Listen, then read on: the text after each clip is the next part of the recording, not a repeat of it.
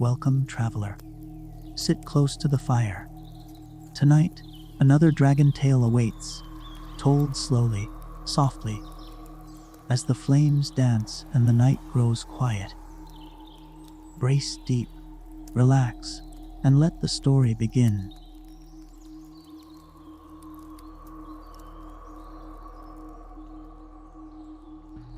Tonight we adrift into a place where the air tastes faintly of ash and warm stone, and where your footsteps press into soil that remembers stories older than any bedtime you've ever stayed up for.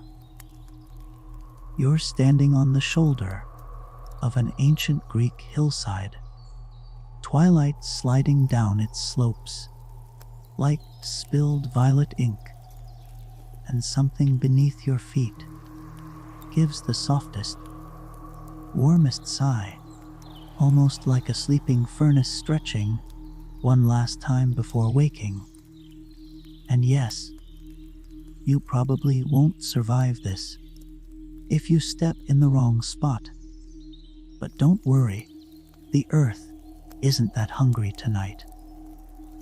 So, before you get comfortable, take a moment to like the video and subscribe. But only if you genuinely enjoy what I do here. Let me know where you're watching from and what time it is for you. I love seeing our little nighttime map light up across the world. Now, dim the lights. Maybe turn on a fan for that soft background hum, and let's ease into tonight's journey together. You crouch beside the cracked hillside, brushing away pebbles, still warm to the touch. The warmth feels unnatural, like someone hid a tiny sun under the dirt and forgot to switch it off. The fading daylight reveals faint streaks of soot along the rocks, as if a giant chimney once erupted here. You lean closer, squinting, letting the heat rise against your cheeks, and you hear it again, a subtle, rhythmic exhale, the kind a creature makes when it dreams. For a moment, you tell yourself it's probably geothermal venting. After all, ancient Greece sits on a lively patch of tectonic personality. But the sound has cadence, slow, almost curious. And when the ground shifts again, releasing a puff of warm ember, scented air, you realize this is not a geological endorsement. Something alive breathes beneath you. The hillside caves ever so slightly, revealing a slim fissure that glows faintly like an ember buried under coals. You peer inside and catch a glimpse of scales, dull, soot-matted, and trembling softly, like coals slowly catching fire. They're arranged in a curved pattern that reminds you of the armor on a Corinthian helmet. Though here, they hug the shape of a creature curled protectively around itself. You're staring at the last Hearth-Dragon of ancient Greece, though you don't know its name yet, or why it's alone, or why its glow flickers like a nearly spent flame. All you know is that the legends about Hearth-Dragons were supposed to be metaphorical, like civilization and sharing, and that time someone in class pretended to read the Odyssey but clearly didn't. Yet here the myth literally breathes under your palm. You ease closer, whispering a hello That sounds more like a question. The dragon's warm exhale curls past your fingers. You smell wood smoke, olive oil, and oddly enough, a hint of ancient honey. Maybe it had a life around human hearths once. Maybe it just had a sweet tooth. You're not here to judge. A faint rumble builds in its chest, not threatening, more like a cat purring through gravel. You're surprised by how small it is. Not cat small, of course, more like I could unintentionally barbic a chariot, small.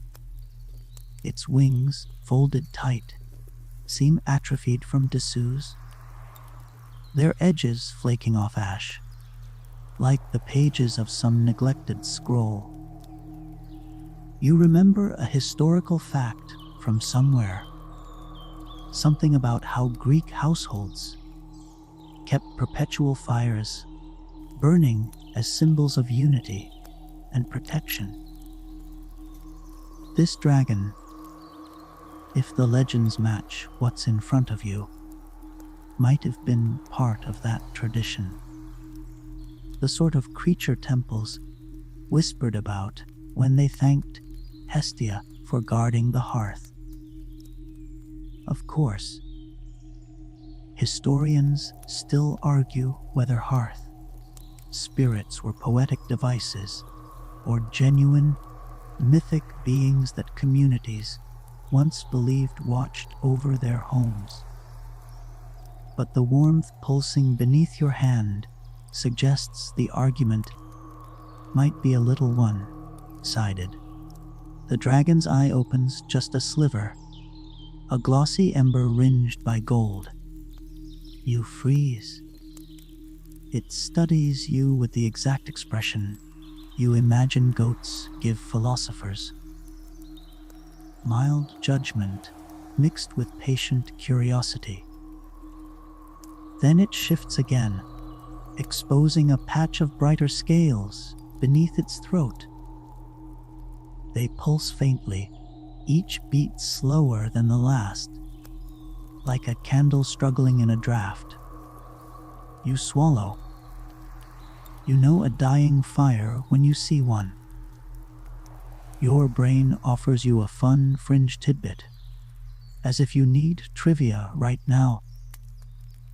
Some old coastal fishermen believed tiny house spirits could ride sparks up the chimney and turn into drifting fire. Creatures over the sea.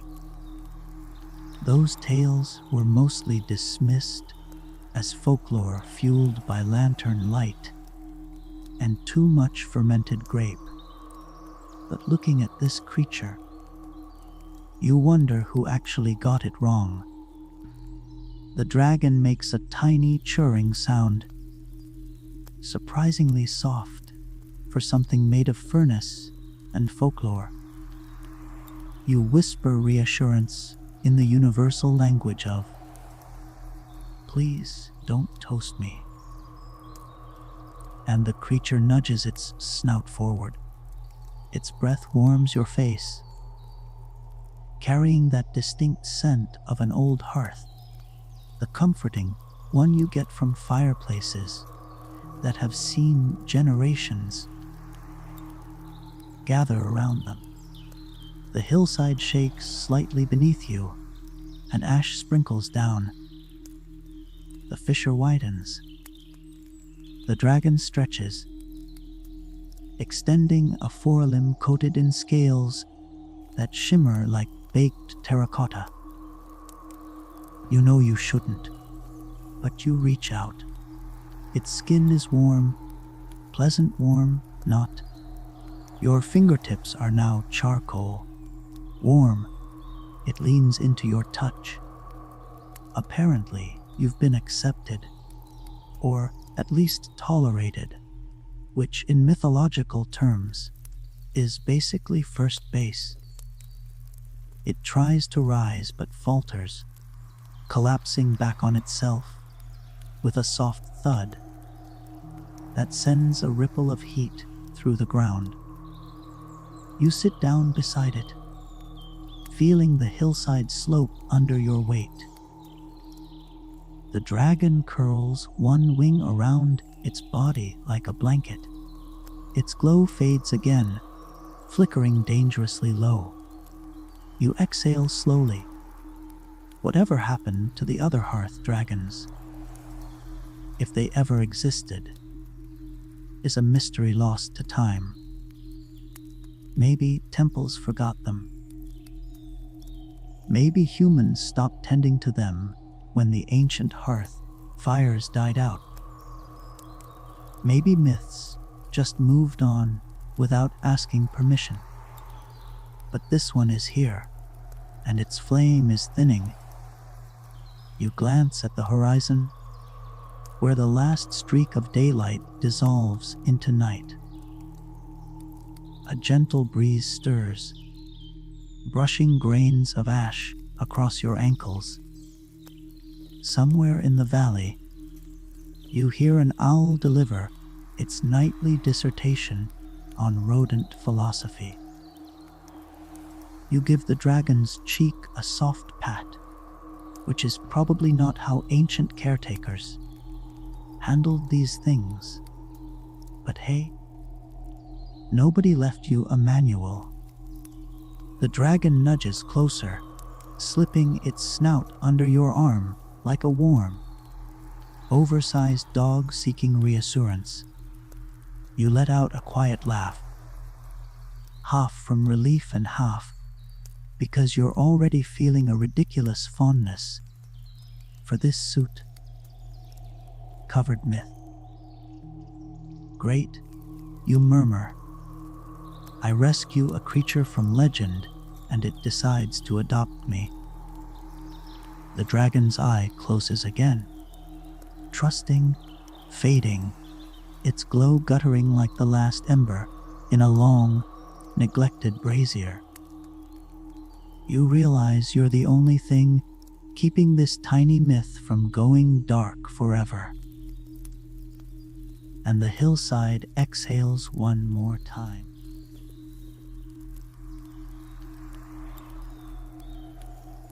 You trudge carefully along the cracked stone path, letting the dragon's warmth seep into your gloves and sleeves.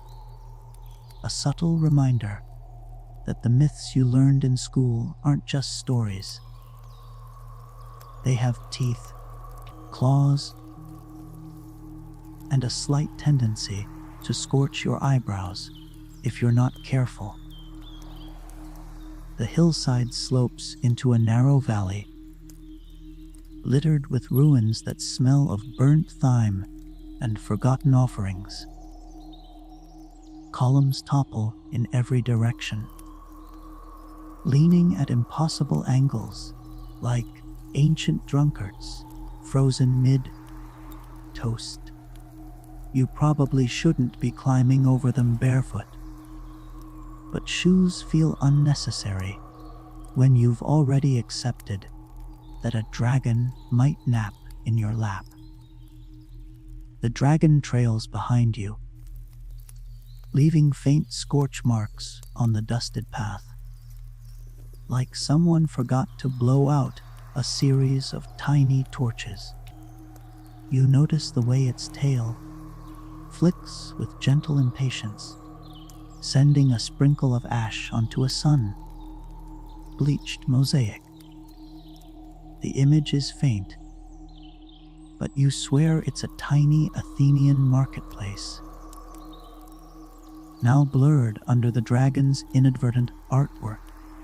You pause, imagining the artisans who once walked these streets, trading olive oil, honey, and gossip, as if the world would never forget them. Historians still argue whether those markets ever reached this hillside, or if it was mostly a winding road for temple deliveries. But seeing the mosaic crushed beneath a dragon's casual stroll makes you suspect the past is far messier than textbooks admit. As you reach the first ruined amphitheater, you notice faintly burned inscriptions along the outer walls. Curiosity makes you lean in, tracing the letters with gloved fingers. The dragon snorts impatiently, perhaps reminding you that curiosity is its own kind of risk when your companion could accidentally ignite your hair. The inscriptions describe a festival honoring Hestia, goddess of the hearth, with offerings meant to ensure the eternal warmth of communal fires. Funny how a creature born of literal fire might have once been included in prayers. Fringe sources suggest that in some rural settlements, small fire beings were welcomed into homes on festival nights, celebrated almost like extra family members. Of course, mainstream historians roll their eyes at that, calling it superstition. Yet here, the dragon hums beneath the rubble, making you wonder whether superstition was just ancient folks being really good at neighborly pyrotechnics. A soft breeze stirs through the amphitheater's arches, carrying the faint scent of olive groves from below. You realize the valley is filled with low murmurs, not just the wind, but whispers. They are subtle, almost as if the air itself remembers conversations long silenced. You crouch to hear better. Do you hear that? You murmur to the dragon, whose head tilts like a curious teenager. The whispers coalesce into something tangible, fragments of dialogue, names of people, promises of protection, offerings of warmth. For a moment, you feel less like a trespasser and more like a participant in an age-old ritual. The dragon exhales, scattering ash that glimmers in the last light, and you realize the whispers are drawn to it. Like the stones themselves recognize their old guardian. Stepping carefully through the ruins, you come across a collapsed column, half buried in dirt. Beneath it, a faint gleam catches your eye, a polished shard of bronze, maybe once part of a ceremonial brazier. You pick it up, feeling the weight of centuries against your palm. Oddly, it hums faintly when it touches the dragon's claw, as though the creature's presence activates latent magic. You chuckle nervously. Great, now I'm carrying a glowing bronze shard around with a fire. Breathing cat dog. You murmur.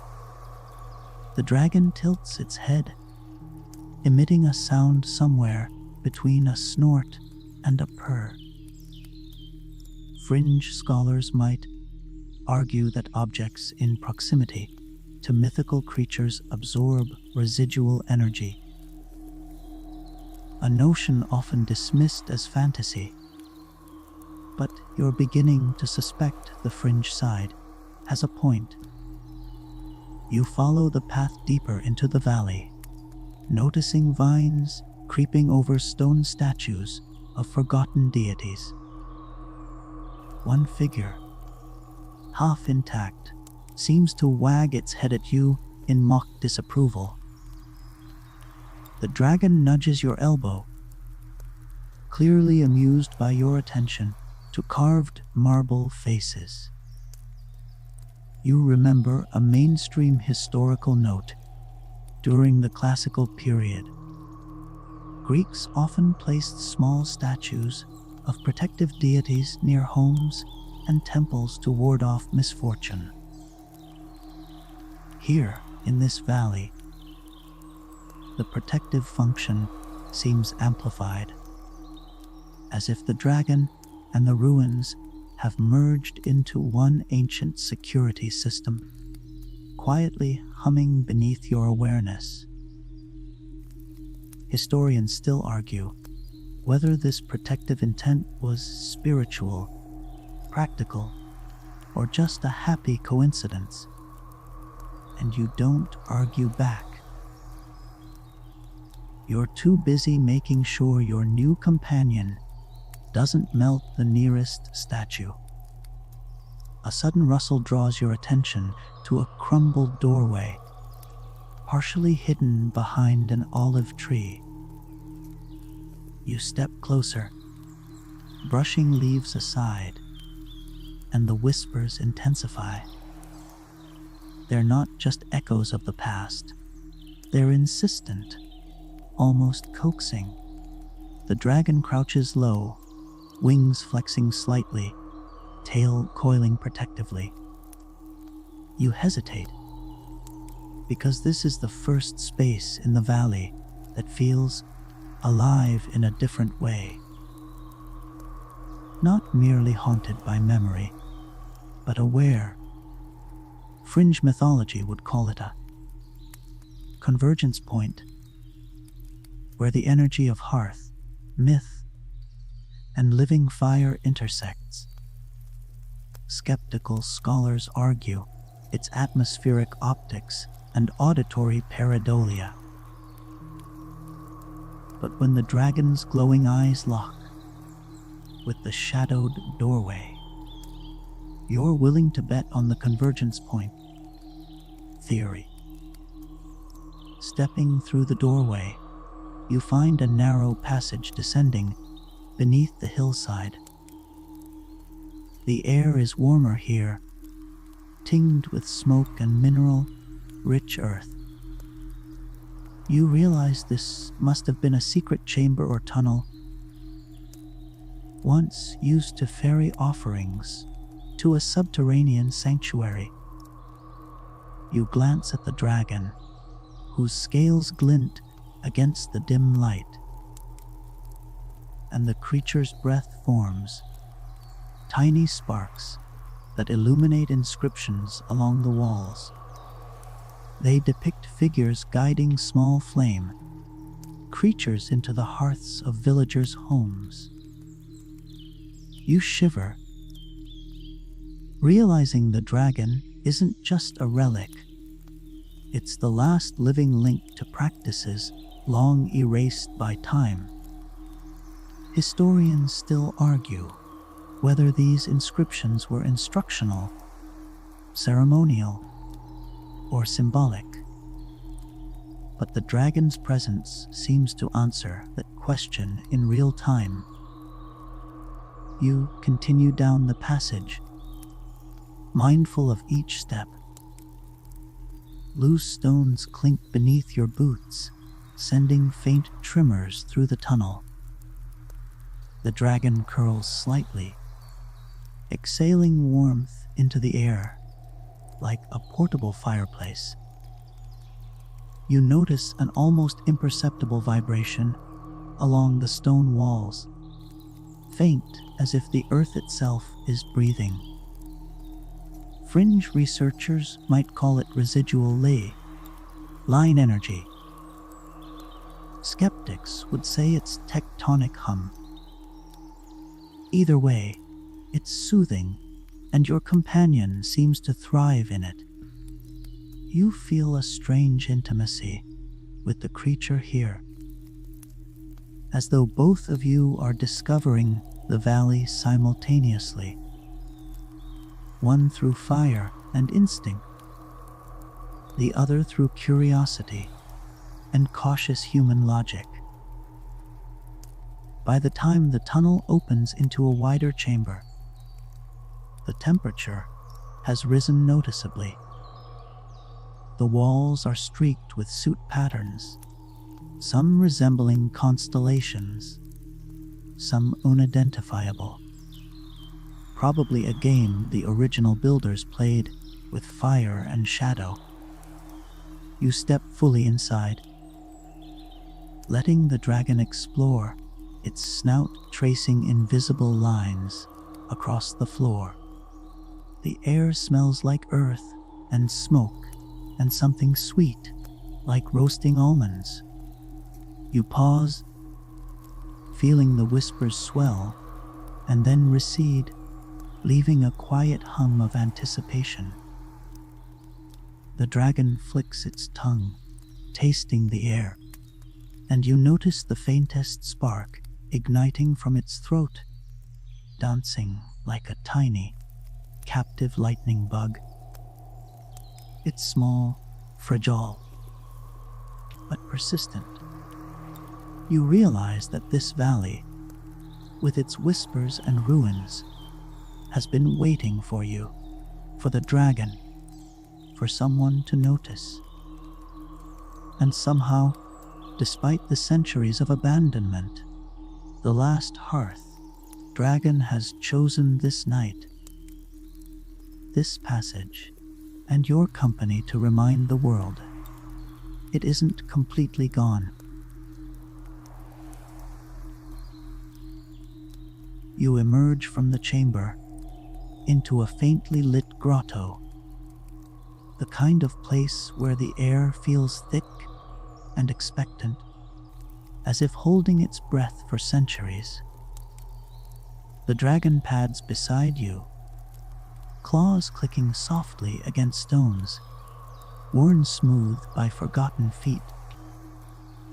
And you notice the way the light from its embered scales flickers across the walls, casting dancing shadows of shapes you swear weren't there before.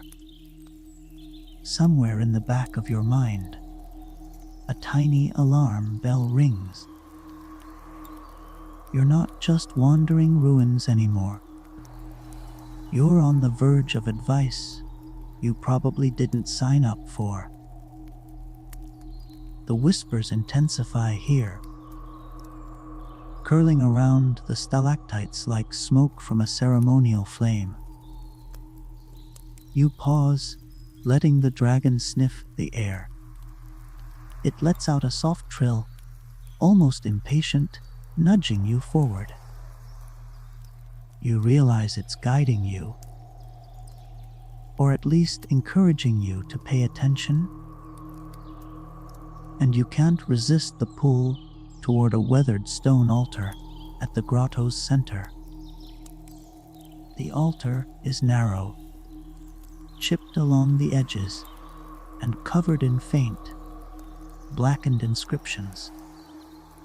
You lean closer, brushing away centuries of dust, and feel the weight of history pressing against your chest. This is when the oracle enters your mind. Not literally, of course. She's the half, retired seer everyone half, jokingly warns travelers about. The one whose prophecies are equal parts riddles and snack recommendations. Fringe scholars claim she could once read dragon fire as easily as human handwriting, though mainstream historians still argue whether her predictions were grounded in observation, wishful thinking, or excessive goat lotion consumption. Whatever the truth, you sense her presence in the murmurs that echo through the grotto, a voice teasing, coaxing, and occasionally rolling its eyes at you simultaneously. The inscriptions themselves are strange, shifting subtly as your eyes adjust to the low light. They depict a procession of hooded figures carrying small braziers, flames barely visible but persistent, moving toward a giant coiled creature whose wings fold protectively around a hearth. You realize with a shiver that this imagery almost exactly mirrors the dragon beside you. Though your companion is smaller, sootier, and frankly, has better bedside manners than the artistic representation. The text beneath the images is fragmented, but one phrase jumps out repeatedly. He who awakens the ember must listen, not command.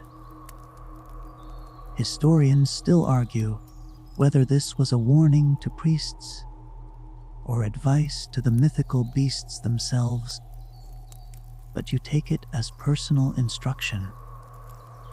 You kneel beside the altar, running your fingers over carved symbols that feel oddly warm under your touch. The dragon leans in, its muzzle close to your palm, releasing a puff of scented heat that makes your hair stick lightly to your forehead. You inhale the mingling odors of smoke, stone, and a faint sweetness like roasted figs, and suddenly, you feel an almost absurd kinship with the creature.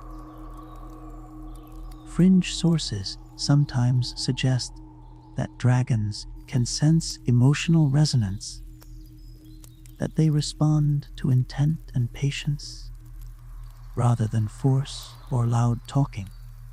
Skeptical scholars call this nonsense, attributing any observed behavior to conditioning, smell, or coincidence. You ignore them for now. A soft vibration hums beneath the altar, a low thrumming that feels like a heartbeat shared between stone and dragon.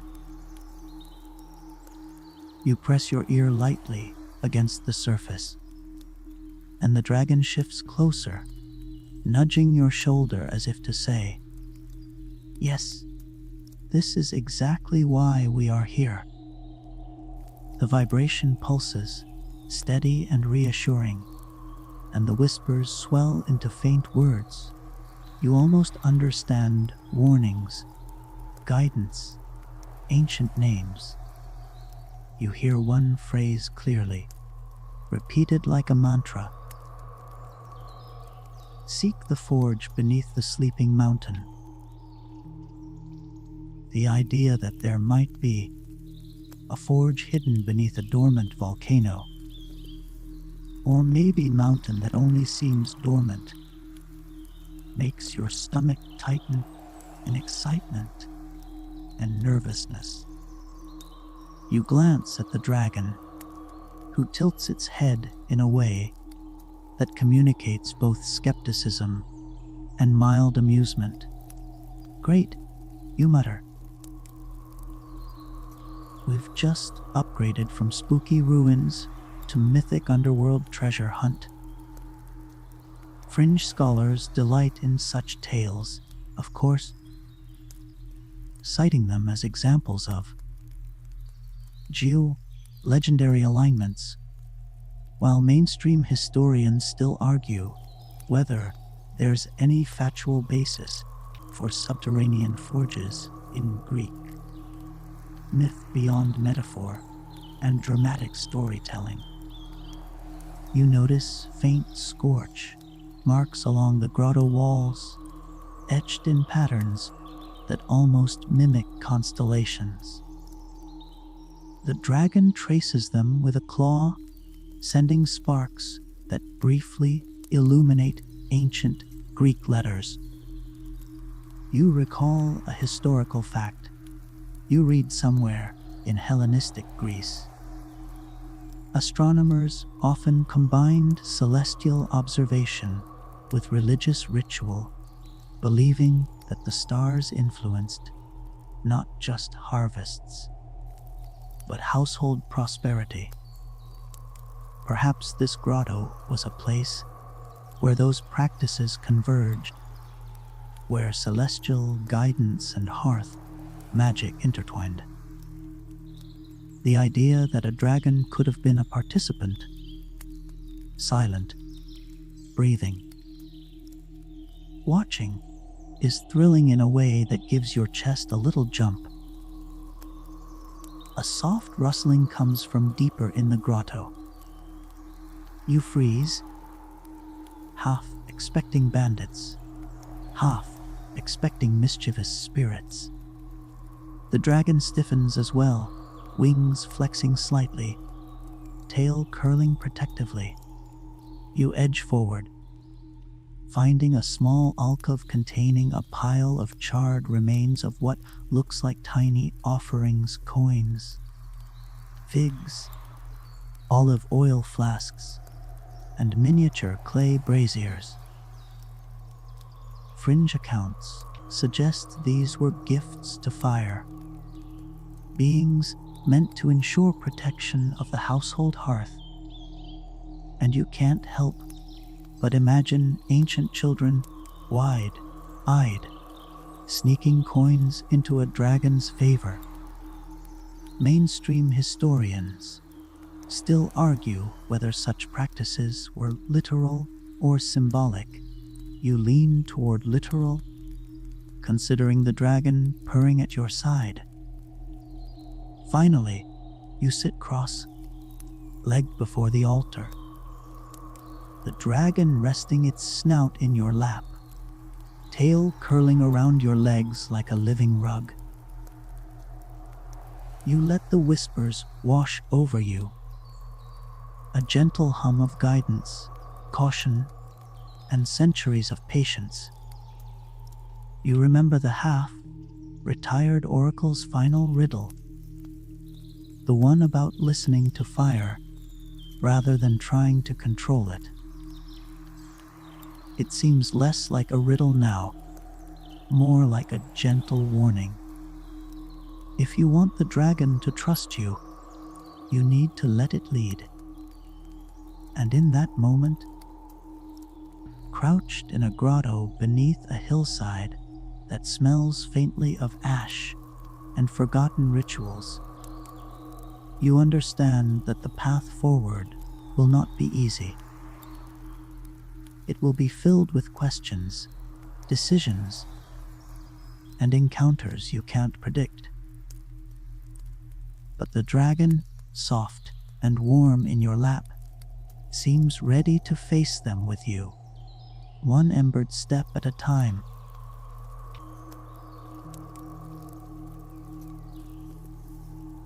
The hours seem to bleed away in the grotto as the dragon dozes lightly, curling into your side like a heat source you've learned not to flinch from. It's an odd sensation, this constant warmth, like being wrapped in an invisible blanket, woven from both comfort and an unmistakable edge of danger.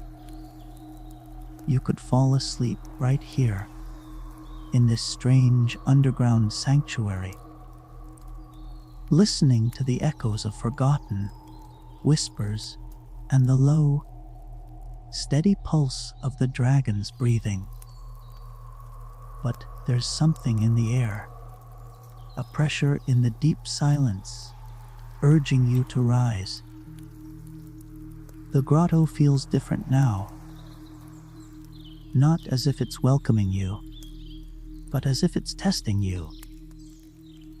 The vibrations beneath your feet have deepened, become more insistent, and the whispers seem to form into something more coherent, like distant voices trying to form words through layers of stone and time.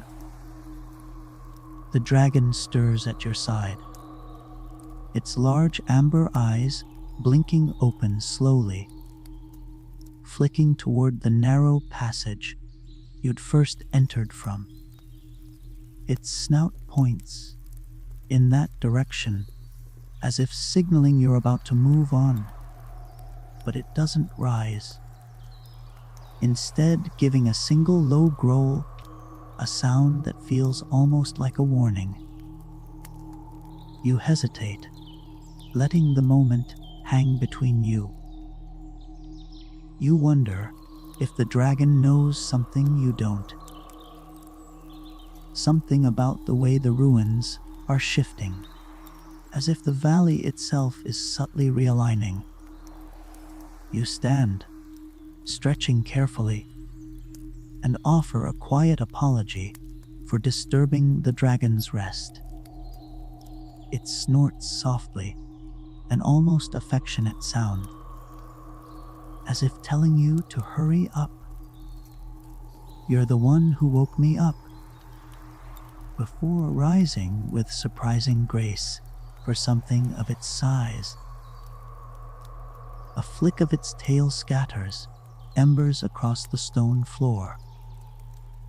The light from its scales dances off the walls, bringing to life the faded murals you hadn't noticed before. Some depict celestial beings, goddesses with fire in their eyes, holding flames like the sacred hearth itself. Others show dragons like your companion, coiled around ancient hearths, watching over humanity's smallest sparks and largest fires alike. You make your way toward the passage once more, the weight of the atmosphere pressing heavier now. The whispers seem louder as you near it, as if the ruins are trying to tell you something, or perhaps warn you. Something about the hearth, something about this valley, is shifting in a way that feels too deliberate to be just chance. You wonder if this place, this dragon, and its dying flame are all somehow connected to a greater story. You pause at the edge of the passage, glancing back at the dragon. It watches you, its golden eyes gleaming in the low light. Without a sound, it flicks its head toward the tunnel's entrance, almost imperceptibly.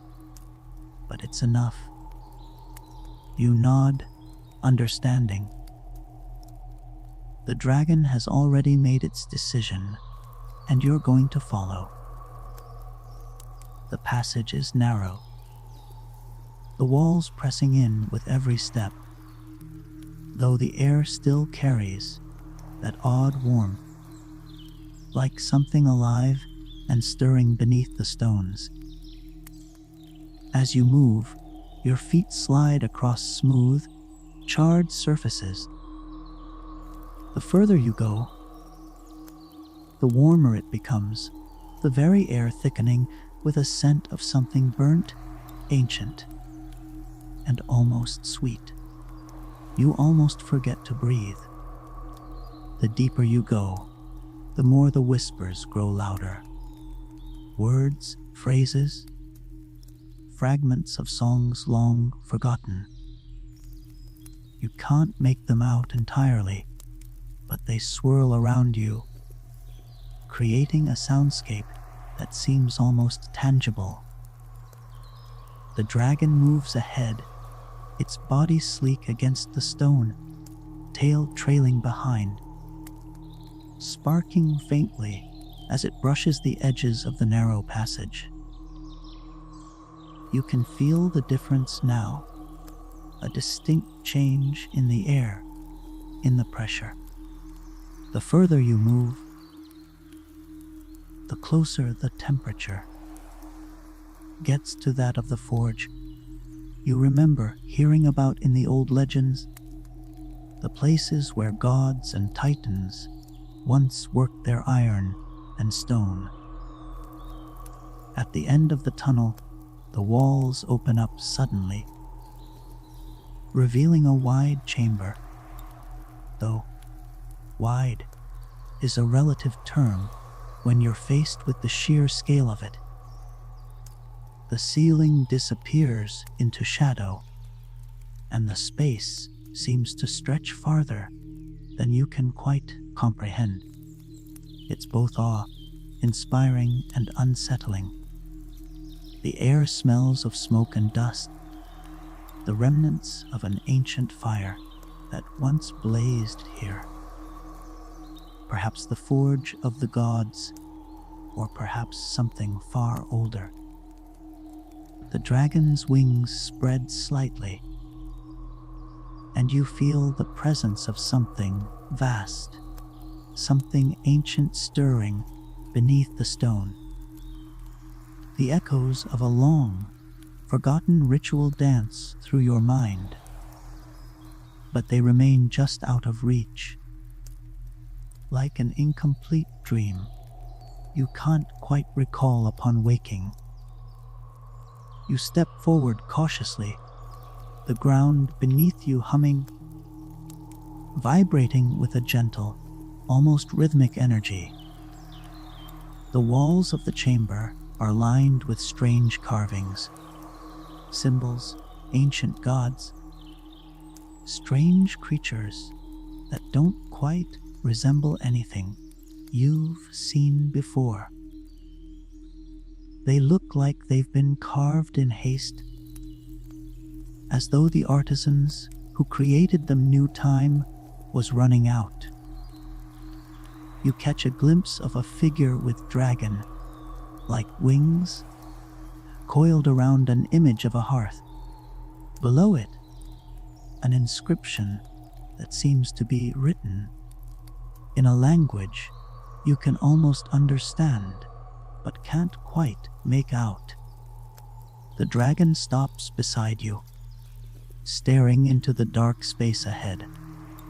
Its eyes gleam brighter now, as though it, too, recognizes something in the air. Something important, something long lost. You glance at it, and in its gaze, you see a flicker of memory, an ancient recognition. The dragon shifts its weight, as if preparing to move deeper into the cavern, but it's hesitant, as if waiting for something, waiting for you. You take a deep breath, and with a final glance at the dragon, step forward. The chamber seems to respond to your movement, as though it's aware of your presence, acknowledging that the last of its flame has returned, perhaps to rekindle the forgotten fires of old. The chamber pulses with life, or is it death? The line between the two has always been thin when it comes to fire. The dragon follows you, a protective shadow.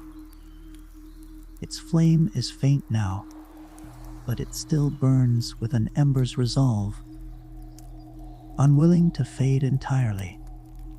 And as you step deeper into the cavern, into whatever it is the valley has kept hidden all these years, you feel the weight of its ancient power, something that has slumbered for eons, waiting for a final spark to ignite it once more.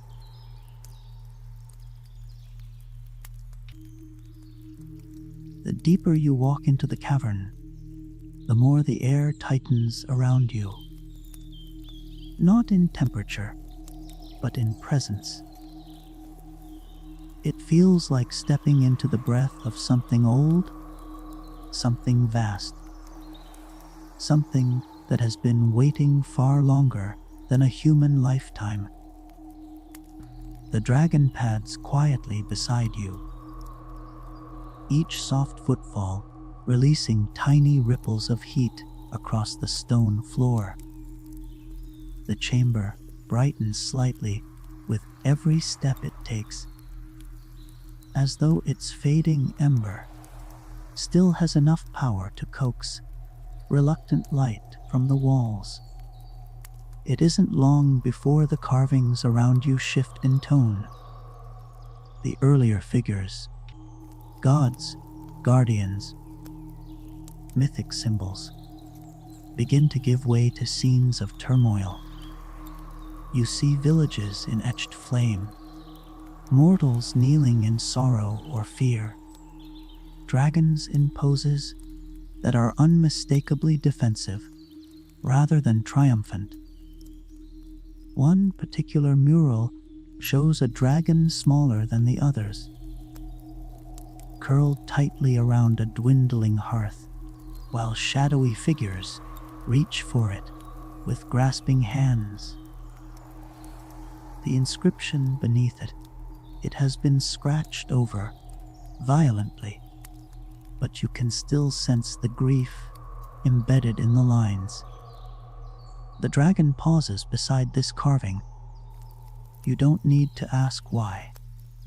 Its head lowers, eyes lingering on the image as though studying a reflection of something deeply personal.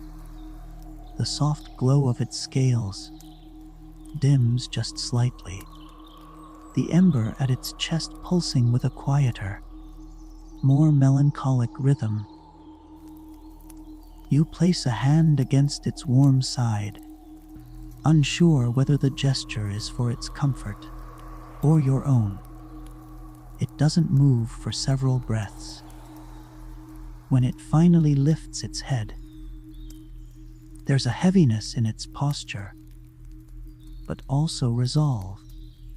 It steps forward from the mural, not away from it, but past it, like someone who has looked directly into an old wound and decided, at least for now, not to run from it. You follow close behind. The cavern narrows again, funneling you into a long corridor cut from black volcanic stone. The ground trembles occasionally, not violently, but with a rhythmic cadence, like a heartbeat echoing through the mountain itself. You notice faint orange, spidering across the floor, glowing like molten veins just beneath the surface. They pulse in time with the tremors. Then the corridor ends, or rather opens, into a forge, not a metaphor, not a ruined workshop, a living forge. An amphitheater-sized chamber, carved by both hand and nature, shaped around a central pool of molten rock. Lava curls and folds like liquid gold, occasionally flaring in bursts that reach upward like searching fingers. The heat is intense, but not unbearable. Not with the dragon at your side, its presence somehow regulating the waves of warmth. The air above the molten pool shimmers like a mirage, creating ghostly reflections of long lost figures hammering, shaping, forging. The chamber is ringed by massive pillars, each carved with scenes of ancient fires, hearths burning in small homes, pyres lit during ceremonies, torches guiding travelers through the night.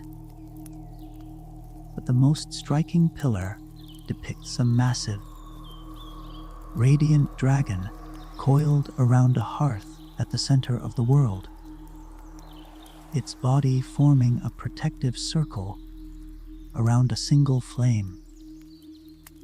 That flame looks exactly like the one flickering faintly inside the throat of the dragon beside you. You feel the dragon step forward toward the molten pool. Its aura intensifies, a rising hum, a building heat. Its breathing deepens. The ember in its chest glows brighter, though still fragile, still fighting against exhaustion. You step forward to follow it, but something, instinct perhaps, tells you to pause at the chamber's entrance. Not out of fear, out of reverence. The dragon reaches the edge of the molten pool. It bows its head toward the glowing surface, and the chamber responds. Every carved pillar lights from within, veins of molten, orange brilliance illuminating the scenes in vibrant detail. The tremors intensify, the heartbeat of the forge growing louder, stronger, as though something buried beneath the molten rock is stirring. The dragon exhales, not fire, but a long, steady breath, as if offering a silent greeting or a plea. The pool answers. A column of flame erupts upward, towering, blinding, yet somehow not scorching. The dragon doesn't flinch. If anything, it leans closer, its scales igniting with a brilliance you've never seen from it before, glowing like a constellation of embers all waking at once. Then you hear it for the first time, a voice, not exactly heard, felt. Child of the last flame. The words vibrate through your bones, ancient and resonant, echoing from everywhere and nowhere. The dragon stiffens, then slowly, cautiously, lowers itself onto its forelegs in something resembling a bow. The fiery column pulses again. A shape begins to form inside it. Massive, serpentine, unmistakable.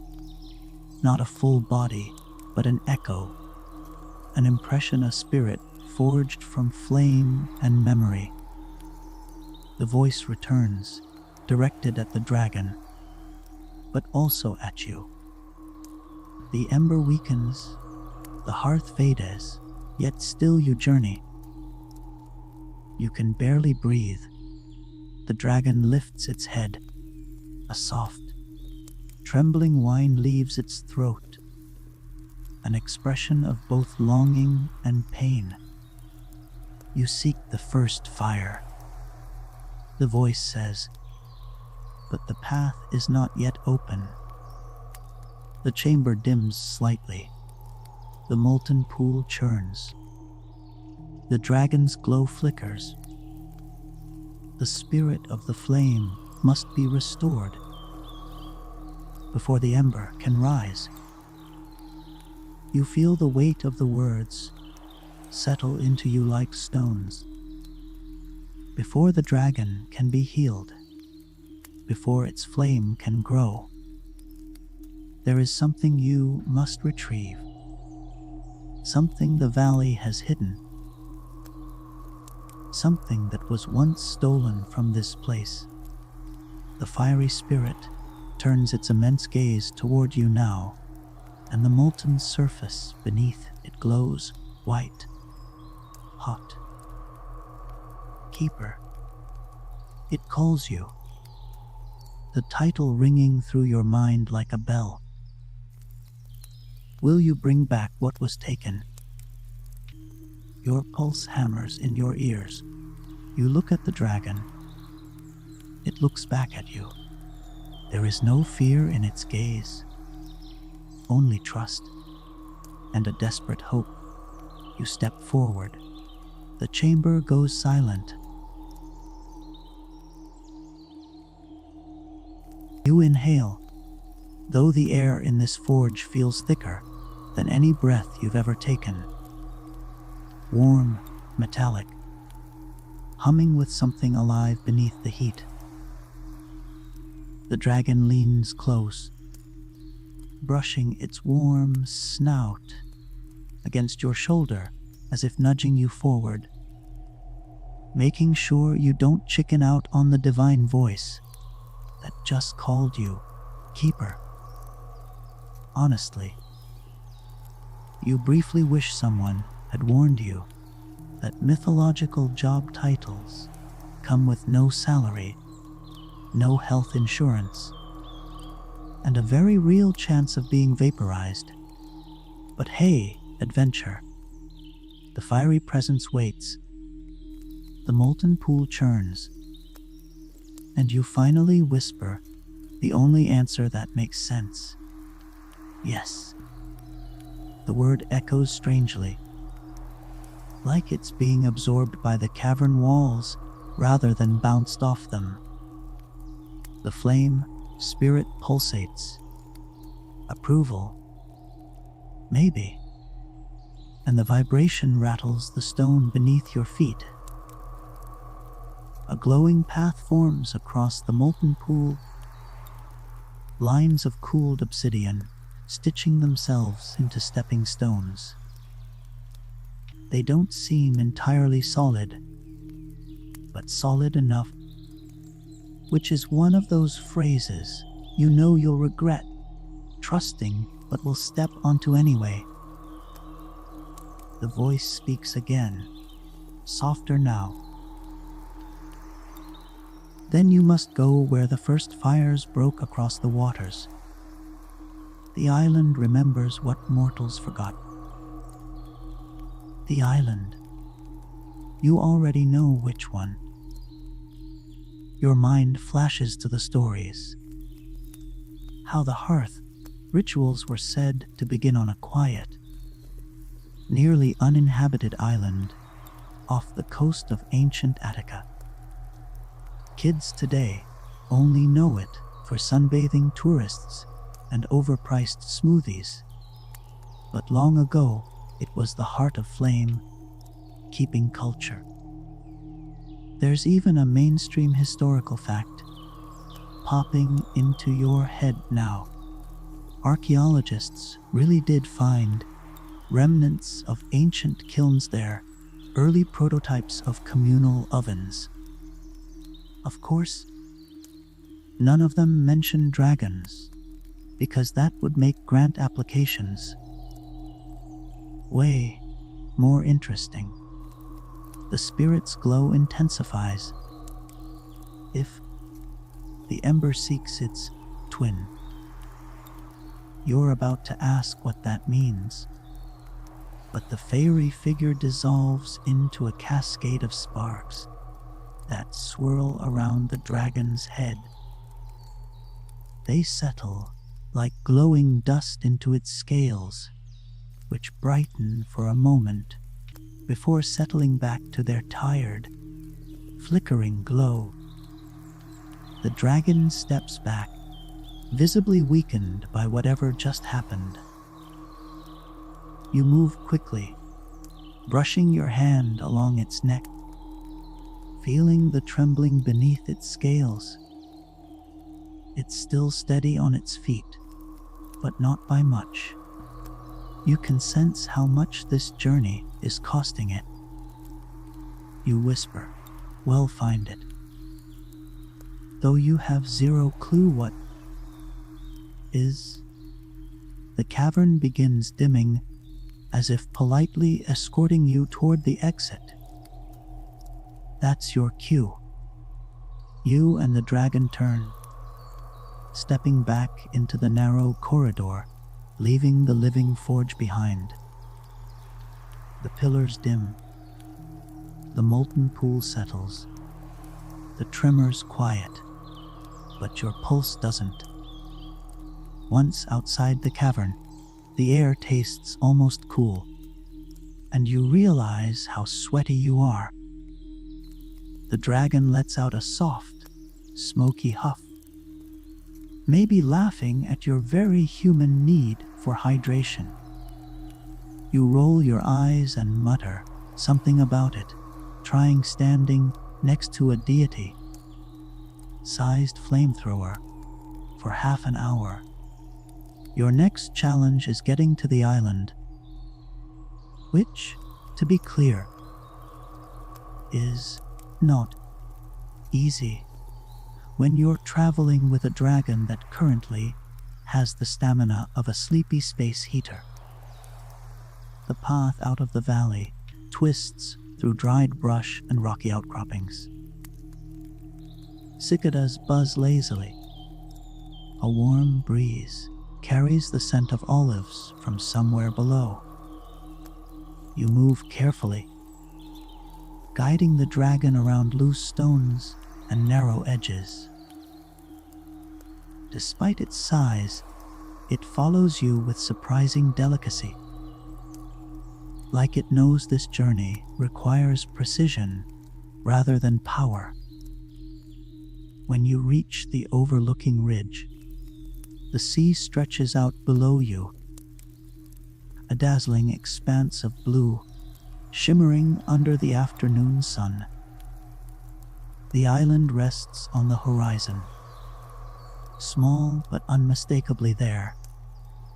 The dragon leans forward, wings lifting slightly. But when it tries to open them fully, a faint shudder runs through its body. The wings twitch once, twice, then fold back tightly with a frustrated rumble, too drained to fly. You murmur. The dragon nods.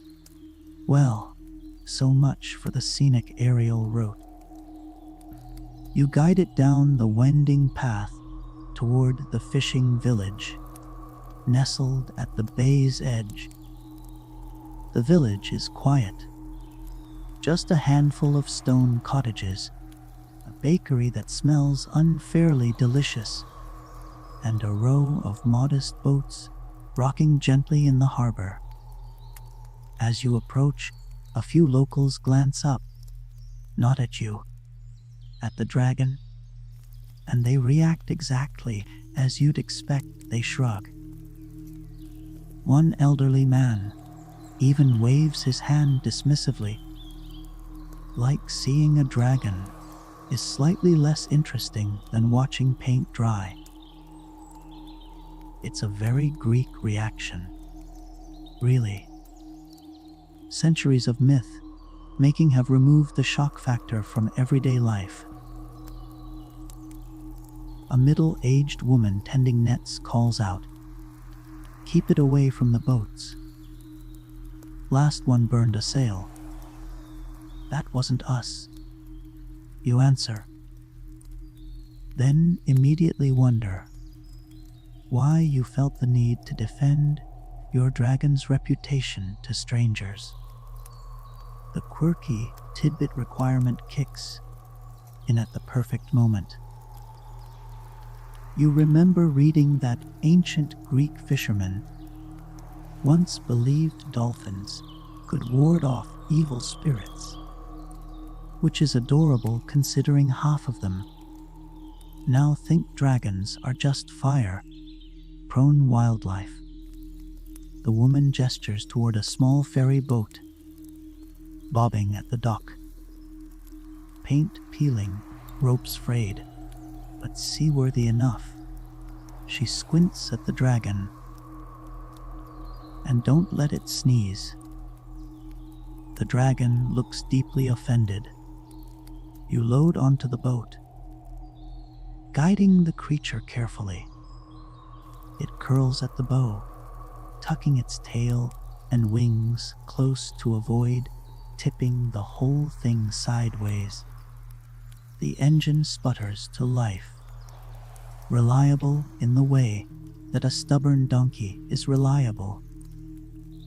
As the ferry chugs along the waves, the sea breeze cools your face. You lean back against the rail, letting the rhythmic motion calm your nerves.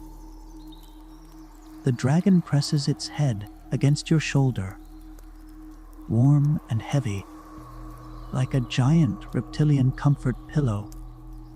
You watch the coastline shrink behind you, then glance toward the island drawing closer. Something about it looks charged. The sunlight hits it differently, like it's wearing a subtle halo. The dragon senses it too. Its ember pulses faintly, sensing with the glinting water below. Historians still argue whether the island was ever used for ritual initiations. You say softly, half to yourself, maybe they should have checked for dragons before debating.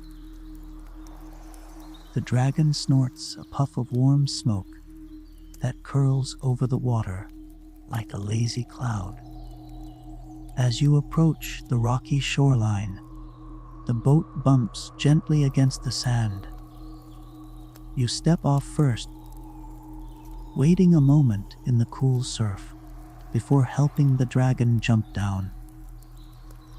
Its claws hiss against wet stone, steam rising where it lands. The whole island seems to pause, listening. There's a feeling here, ancient, patient, watching.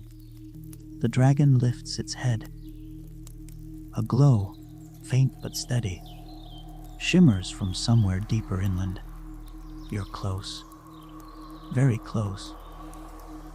You swallow hard, adjust your pack, and step forward into the island's wild interior. The dragon padding silently behind you as the wind carries the scent of old fires and forgotten rituals. And somewhere, buried beneath rock and memory, the ember's twin waits.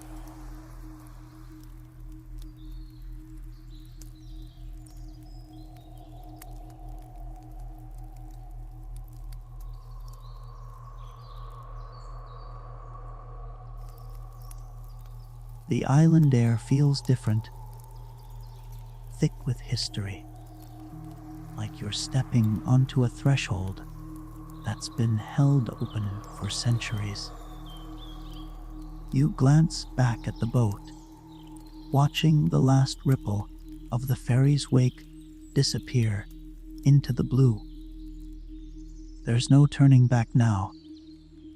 The path leading inland is rough and uneven, a rocky trail barely wide enough for the two of you to squeeze through.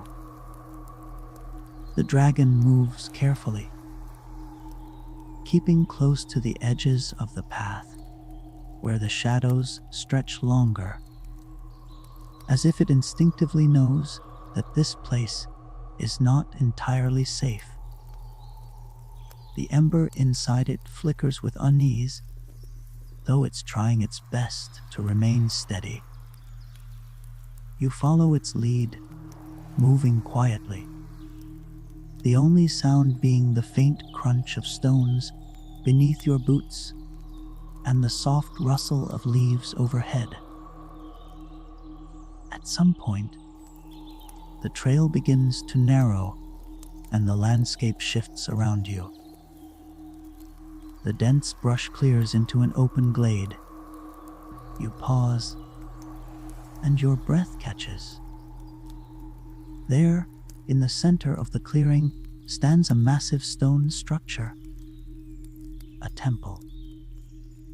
Though time and neglect have taken their toll, its columns are cracked and worn, with half of them collapsed into heaps of rubble. But the outline is unmistakable. You recognize it instantly, not from books or paintings, but from something deep in your gut, some primal instinct. This was once the heart of fire itself, the sacred hearth of an ancient order, where the first flame was kindled, preserved, and passed down through generations. The temple seems to hum with an energy you can't explain. It's not quite alive, but it feels aware, as though it's waiting for you to arrive. The dragon pauses at the edge of the clearing, its body tense, wings raised, sensing something you can't yet see. It growls low in its throat, a sound that reverberates in your chest. What is it? You whisper, more to yourself than the creature. But it's clear that the dragon is not going to take another step until it knows what lies ahead. You take a slow step forward, and the air thickens with an unseen weight, like the ground beneath you is holding its breath. The temple's ruins are ancient, more so than any myth you've heard, but there's something about them that feels familiar, as though they've been calling you for longer than you've known.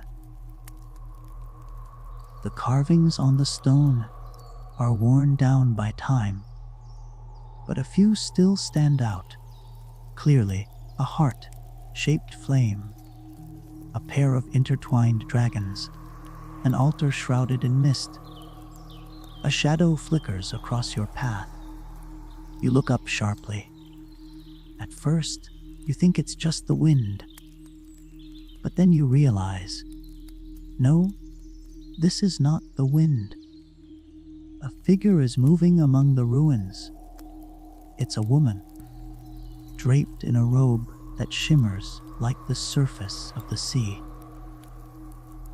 Her skin is pale, nearly translucent in the muted light. She has no visible eyes, only empty sockets that seem to pull in the very light around her. Her hair is a cascade of smoke, flowing behind her as if caught in an eternal wind. She doesn't speak, but her presence is overwhelming. An aura of power, ancient and undeniable. You freeze, heart pounding. But the dragon doesn't flinch, its gaze focused on the figure ahead. The ember in its chest pulses, its glow growing dimmer as the figure steps closer. Though not in an aggressive way, it's almost as if the figure is testing you, measuring you. The woman tilts her head slightly, and for a moment, you feel a chill run through you, a whisper of ancient cold that brushes your skin. The keeper of the ember. Her voice fills the air, soft but echoing, has come. Say you open your mouth to speak, but the words die before they reach your lips. The energy in the air is too thick, too strange. The woman raises a hand, her long fingers curling into a delicate, almost graceful gesture. You seek the twin flame, she continues, her voice like the rustling of leaves in a forgotten forest. But the flame is not found in what you seek.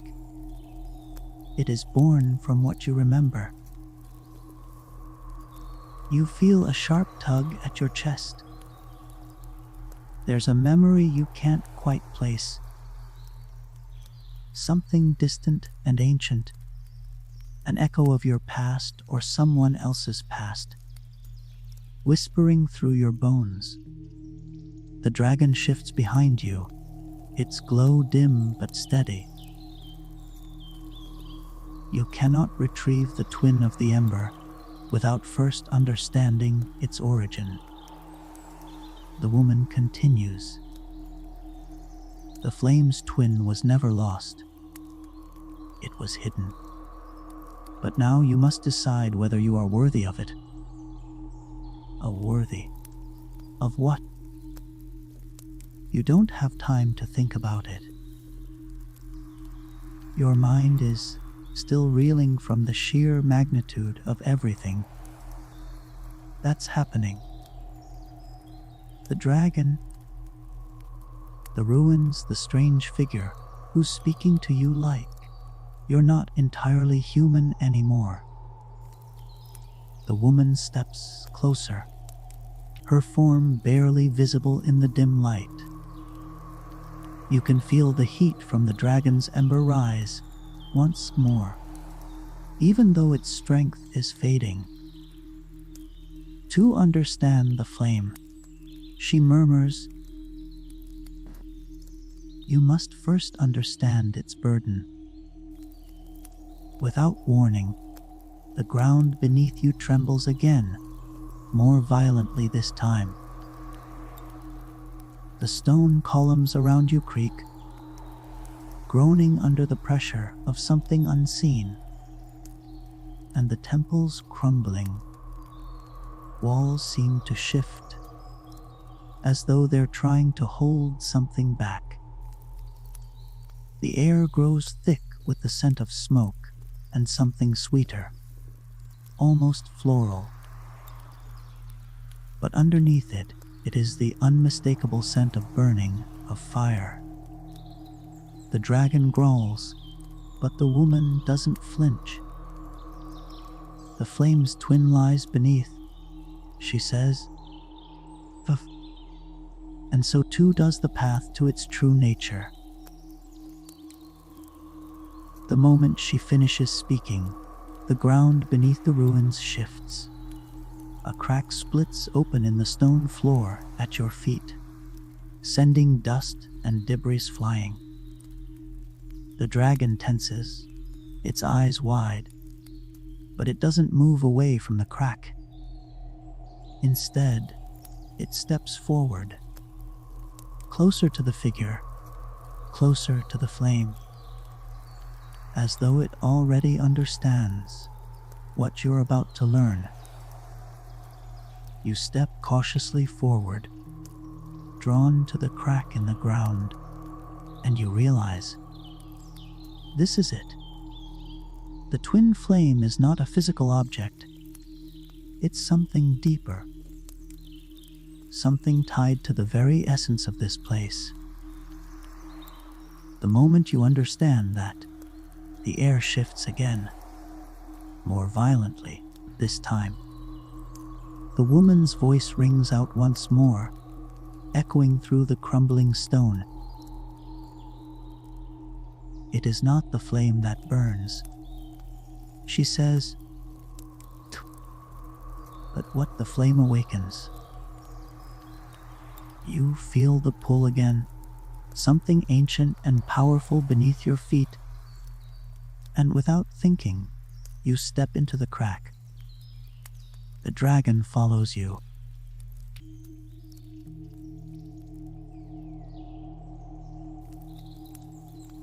The crack in the stone opens wider as you step closer, revealing a spiral staircase descending into the heart of the earth. The air grows heavier, laced with the scent of ancient fire and something sweeter, more intoxicating. Honey and smoke, like a forgotten ritual, like the first breath of flame that ignited 1,000 years ago. The dragon stands beside you, its ember flickering faintly in the gloom, but even that soft glow feels like a faraway star, tiny and fragile.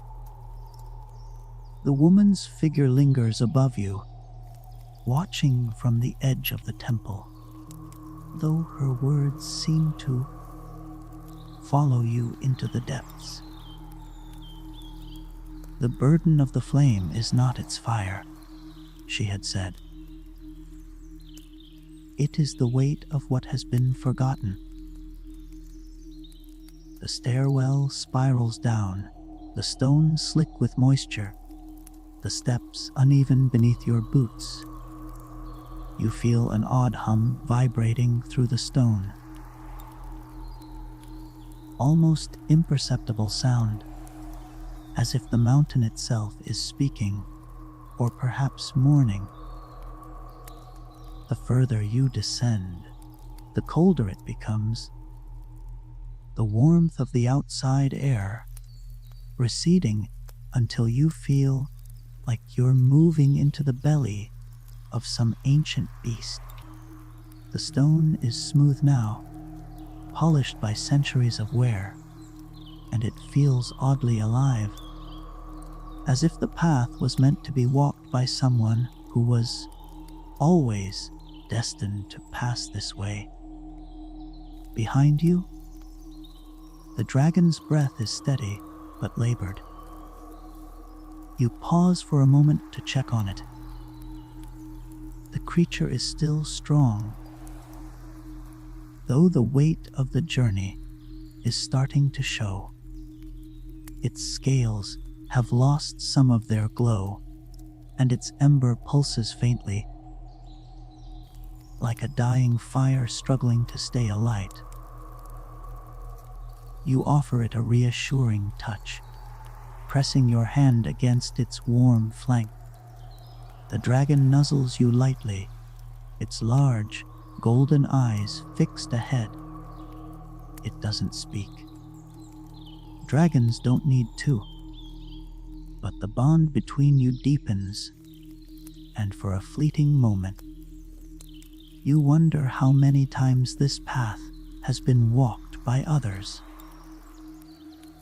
How many keepers have come and gone before you? How many lost their way in this winding, ancient spiral? The staircase twists down for what feels like hours, but you know time is slipping in and out of focus the deeper you go. The stone walls begin to show signs of age, with faint carvings etched into the surface. At first, they're so worn you can barely make them out. An abstract swirl, a half circle, the faintest image of a flame. But the further you go, the clearer they become. A procession of figures emerges from the shadows. Humanoids, draped in robes, their faces solemn and unchanging. They're etched into the walls, as though they're walking the same path you are. Their eyes are empty, just like the woman's. But there's something eerie about the way they seem to watch you. Their stone, carved eyes following your every step. They are silent witnesses, and their presence feels strangely reassuring. You're not alone. Not really. The deeper you descend, the more you begin to sense it. An energy beneath your feet, a pulse, something ancient. The ember inside the dragon flickers, a soft rhythm that aligns with the pulse of the earth beneath you. The two are connected, like the flame and its twin, and you can almost feel the heat rising from the core of the earth, pressing against the stone. It's a force that's been waiting dormant for centuries. Suddenly, the staircase opens up into a vast cavern. A cavern so deep, so enormous that its limits are lost in shadow. The ceiling is far out of sight, lost in darkness. The air is heavy with heat and the scent of fire. And in the center of the cavern lies a pool of molten rock, glowing red and orange, its surface alive with movement. It looks like the heart of the earth itself, pulsing with heat, a fiery core that's been untouched by time. And at the center of the pool, floating, suspended in the liquid rock, is a stone pedestal. On the pedestal lies something glowing faintly, a shard of light, fragile but radiant. casting an ethereal glow across the cavern. This is the twin flame. The dragon stirs beside you, its movements slow but deliberate, its eyes narrow, and you feel a pull, a silent beckoning from the pedestal. It's the same pull you felt earlier, when you first laid eyes on the dragon's ember. This is the source of that ancient energy, the wellspring from which it all began. The dragon takes a step forward, its wings half, raised as if ready to take flight, though it's still too weak to soar. You stand frozen for a moment, caught between awe and fear. The twin flame, it's right there, just ahead, and yet something about the space around it feels wrong. It feels like you're trespassing on a power that has been hidden for a reason. A voice echoes in your mind, like a whisper from the cavern itself. "Do you understand now?" it asks. You shiver, but you don't answer. The dragon steps forward again, its pulse quickening. Its ember flickers erratically in response, as if it recognizes something it can't fully comprehend. You feel the weight of its ancient power, the burden of its long life, pressing against you, against the dragon, the flame's twin. It's not just a physical object. It's a memory, a part of the dragon's past, long buried. The cavern trembles beneath you. The pedestal begins to glow brighter. To claim the flame's twin. The voice whispers again. You must release what you have forgotten. Only then will the twin awaken. The words sink deep into your bones, the meaning clear now. You're not just here to retrieve a relic of the past. You're here to remember what was lost. To release something that has been buried for centuries, hidden away in the shadows of time.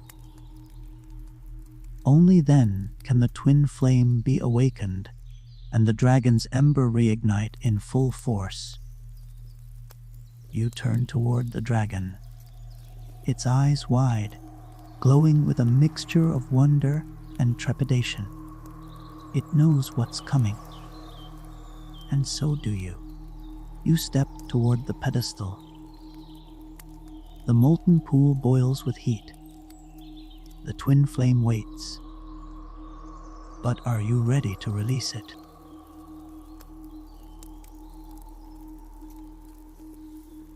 You hesitate, standing on the edge of the cavern, staring down at the pedestal that holds the twin flame. The molten pool beneath it, it continues to churn and bubble, its bright red and orange hues flickering with an almost hungry intensity. The warmth from the pool reaches out toward you, wrapping around your skin like an embrace, but it's not comforting. It's demanding. The dragon's ember pulses, weakly in your chest, flickering uncertainly.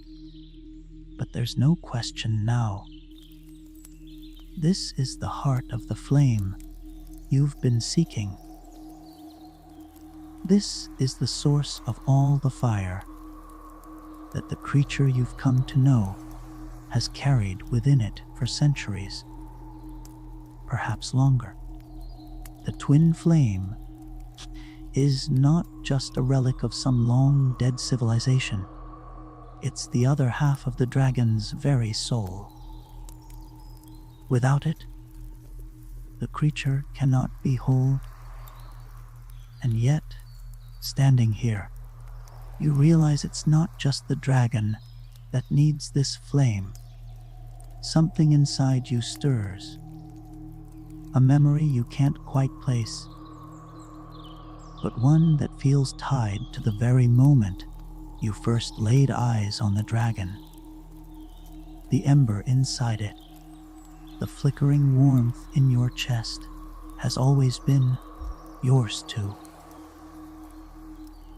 The two of you have always shared this bond, even if neither of you knew it until now. The voice echoes once more, distant and almost mocking, but its words hold weight. To claim the twin flame, you must release what you have forgotten. Your heart races. What is it that's been buried in the deepest recesses of your memory? What is it that you've been running from, running toward, without even knowing? The question gnaws at you as you take a tentative step forward. The dragon's pulse, vibrating through the ground, its energy calling to you.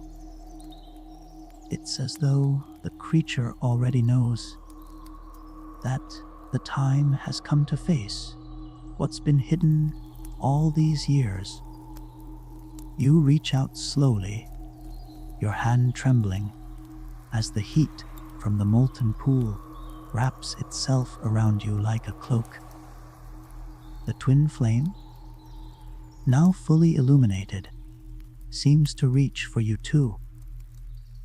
Its glow brighter, more intense, like it recognizes something in you, something it has been waiting for.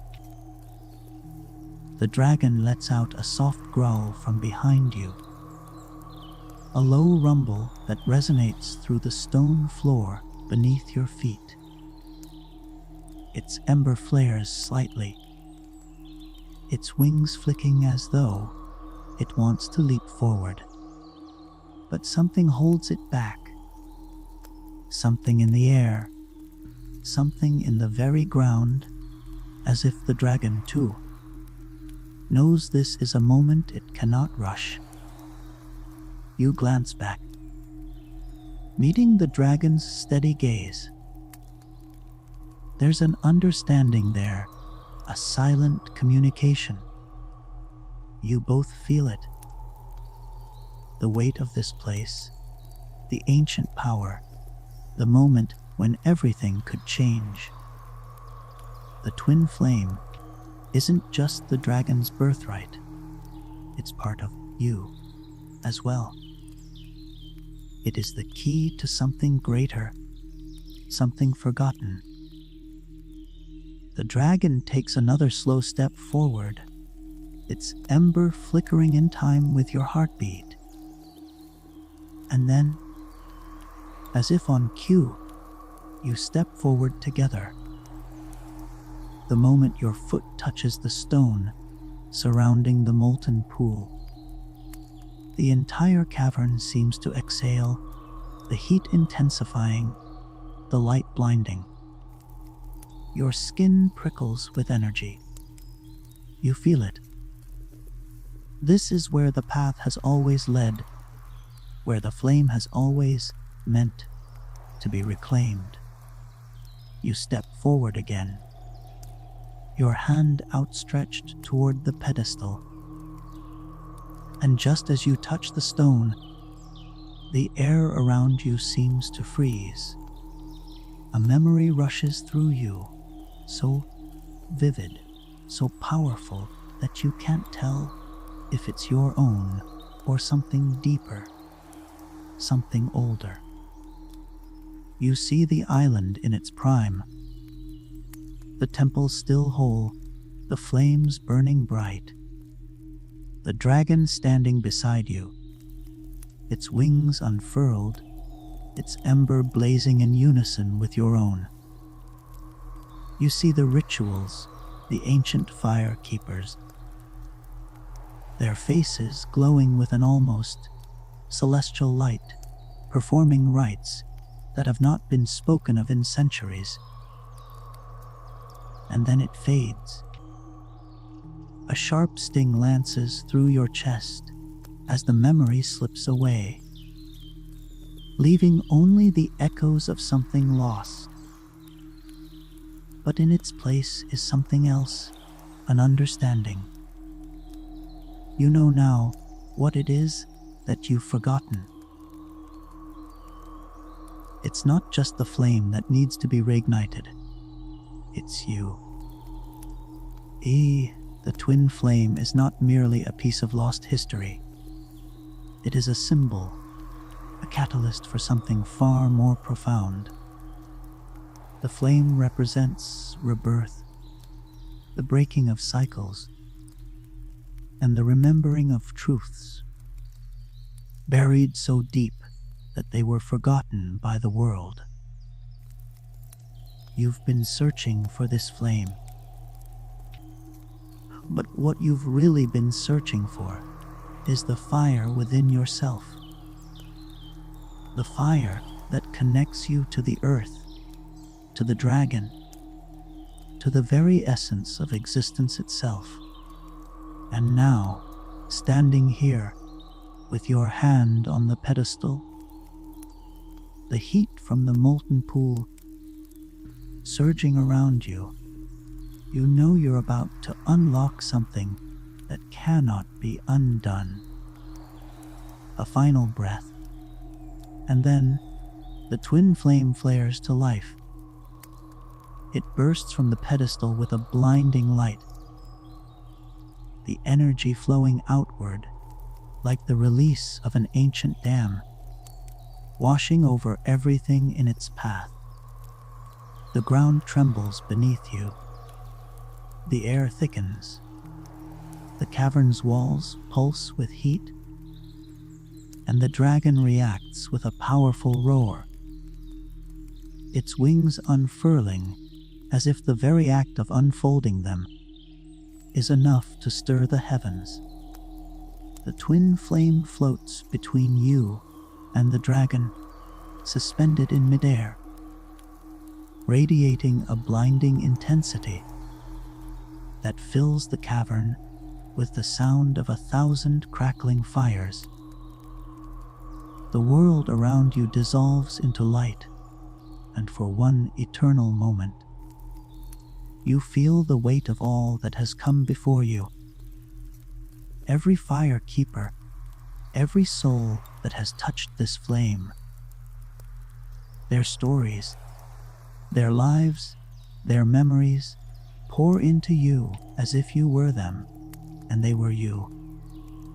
And then, as quickly as it started, it stops. The light dims, leaving only the faintest flicker of the twin flame hovering between you and the dragon. You reach out, your fingers brushing the flame's cool surface, and in that instant, a rush of warmth floods your chest. The ember inside the dragon pulses brightly, and you feel it synchronize with your own heartbeat. For the first time, the two of you are whole. The cavern falls silent, save for the distant echo of water dripping somewhere far below. You look down at the twin flame, now firmly nestled in the palm of your hand, and the sense of rightness settles in you like a comforting weight. The dragon stands at your side, its ember burning brightly, casting long shadows against the cavern walls. And then, finally, the voice speaks again, not from the air, not from the stone, but from within you. It is done.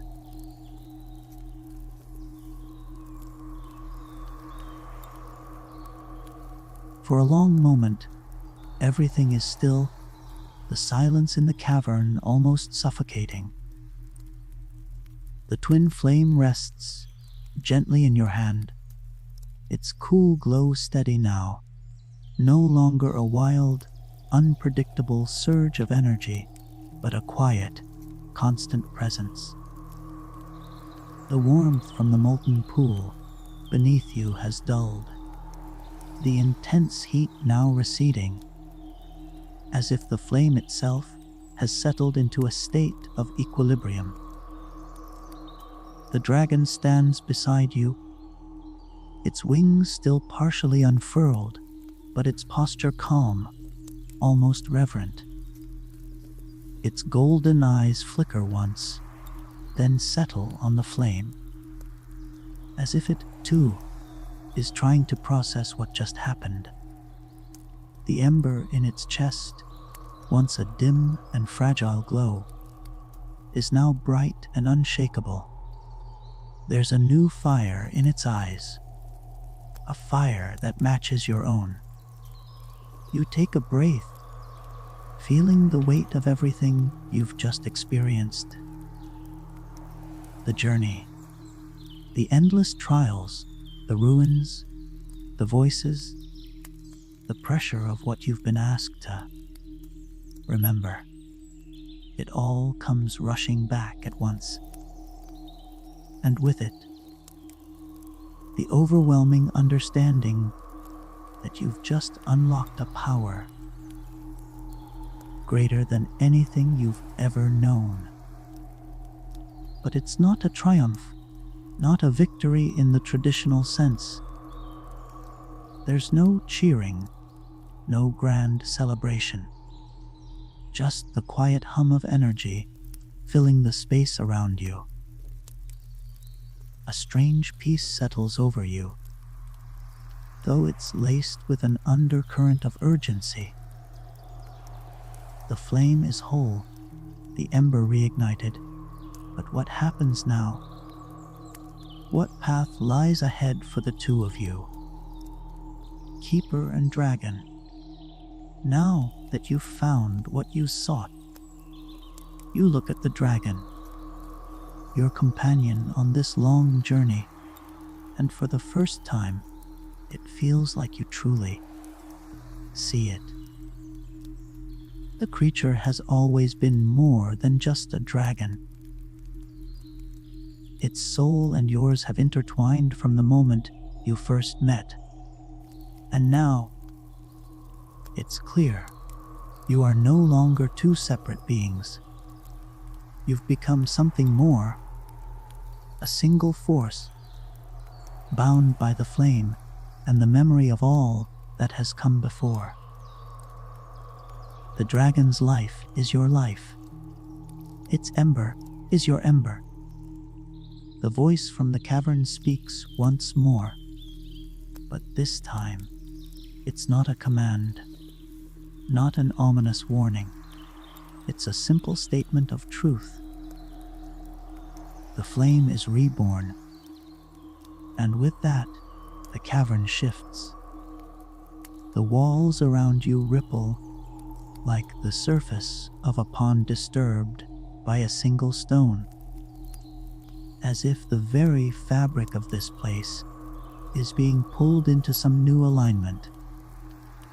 The pool of molten rock begins to settle, its churning surface turning calm, the heat no longer unbearable, but warm, gentle, like a furnace at rest. The cavern no longer feels like a place of forgotten rituals or lost power. It feels like a birthplace, a place where something new has begun. The dragon stretches its wings wide, the powerful, leathery span unfurling fully for the first time in what feels like centuries. You step back slightly, giving it room. But there's no fear now. The dragon's presence no longer intimidates you. It feels familiar, like an extension of yourself.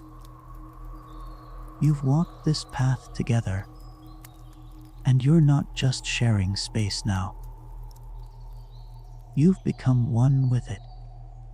The twin flame hovers in your palm, still glowing softly. You don't need to hold it anymore. It seems to sense that. The dragon steps closer, its golden eyes fixed on the flame, its body moving as if drawn by some invisible force. The twin flame shifts in the air, responding to the dragon's presence, floating between the two of you like an offering. It's not heavy, not burdensome. It's right. It's needed. The cavern continues to hum with energy. The pulse of the earth and the fire now synchronized. And you realize that this moment is not the end. It's the beginning. The flame is reborn, but so too is something else, a new chapter in the story of the dragon and of you. With a sudden, decisive motion, the dragon raises its head high, letting out a mighty roar that echoes through the cavern, reverberating off the stone walls. The sound is both triumphant and sorrowful, as if it knows that this journey is one of both return and loss, an acknowledgement of the flames that came before and the flames that will carry on. The roar fades, but its lingering power vibrates in the air, a sound not just of the dragon's release, but of something far older, something primal, being set free. You close your eyes for a moment, letting the hum of energy fill you. The quiet thrill of being in sync with the dragon, with the flame, with everything around you. The embers within your chest burn brighter than ever before, a fire that you know will never go out. When you open your eyes again, the world around you has changed. The cavern's walls glow faintly with the light of the twin flame, as if they too are remembering something long lost. The heat of the molten pool has cooled to a comfortable warmth, and the cavern no longer feels oppressive. There's a sense of release in the air, as if the earth itself has exhaled after holding its breath for centuries. The dragon lowers its head to you, nuzzling you gently, its scales now glowing with a steady, powerful light. The twin flame drifts toward it, and without any further command, the dragon extends its wings wide, ready to take flight. You stand there for a moment, gazing at the twin flame, then back at the dragon, and in that instant, you realize that there's no more need to search, no more need to seek out what has already been found. The flame is with you, and with it, the journey is complete. You take one last deep breath, and the dragon begins to move forward, its wings catching the air, rising slowly at first, then more powerfully. The twin flame hovers just beside it, glowing steadily in the air, a symbol of everything that has been reclaimed.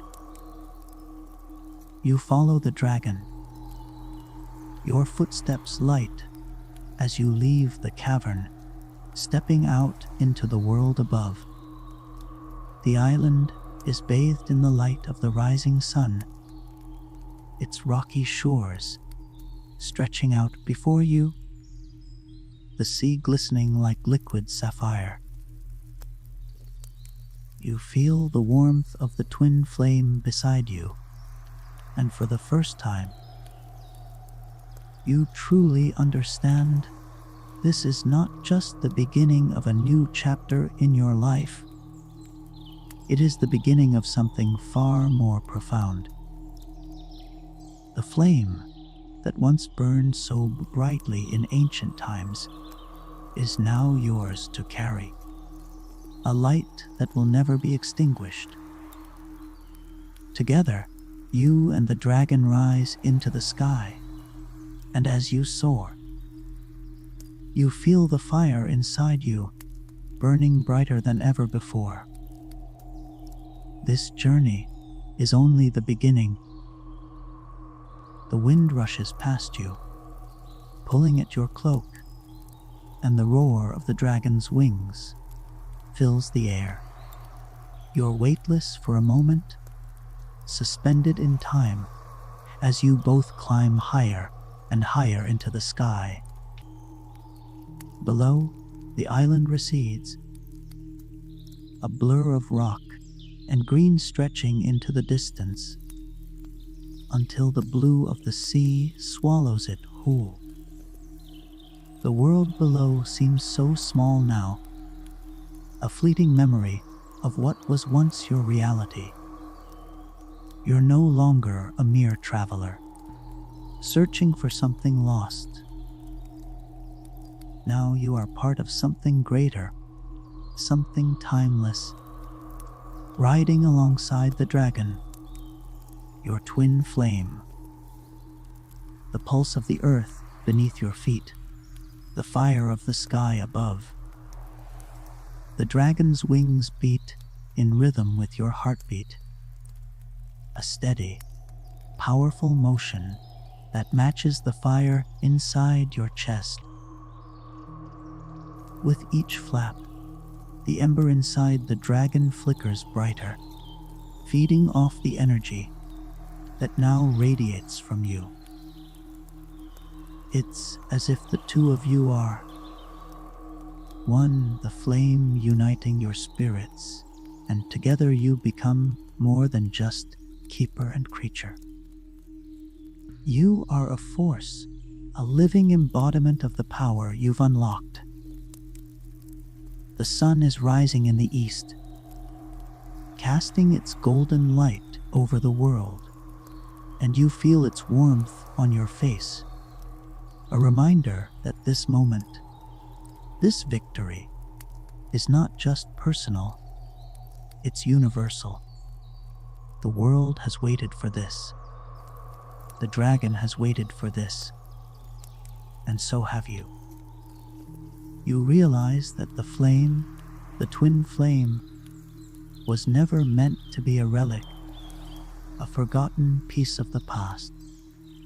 It was meant to be a beacon, a guiding light for what is yet to come. As the dragon climbs higher into the sky,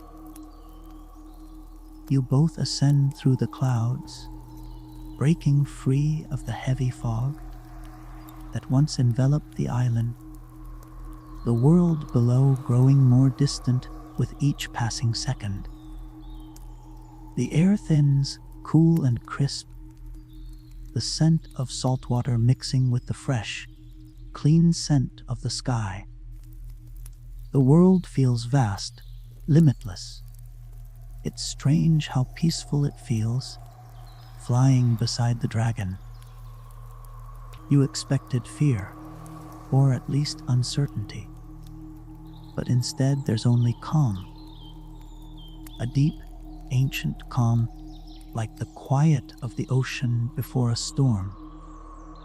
You know that whatever happens next, you'll face it together. The twin flame is not just a gift. It's a responsibility, a promise. The dragon's wings stretch wide, catching the wind as it soars higher still, and you sense something stirring within the depths of the earth below. A tremor, a pulse.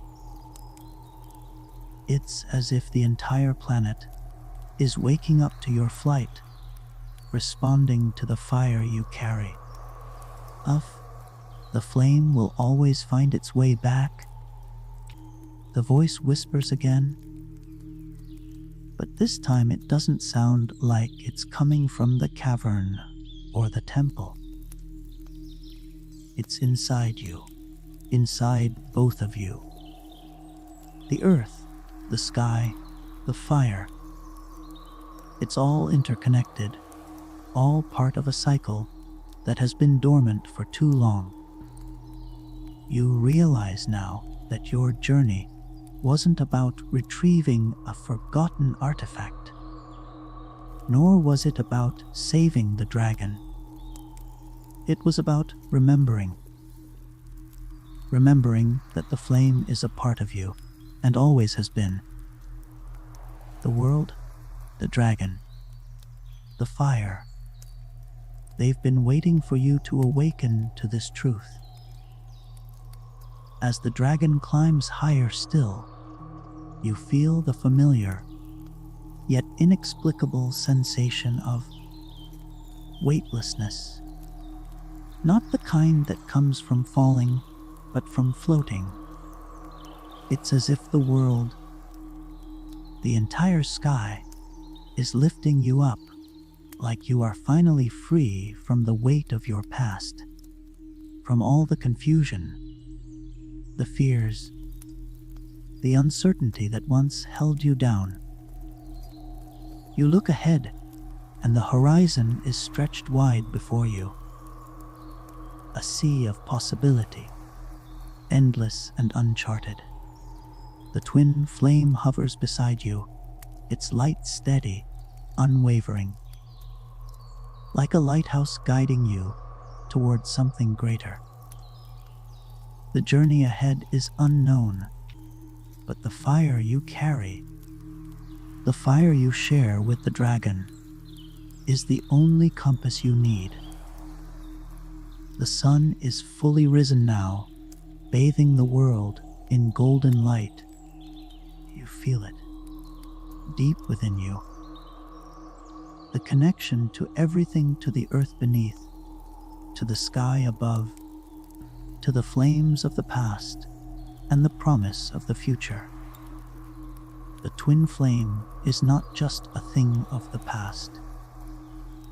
It is the present, and it will be the future.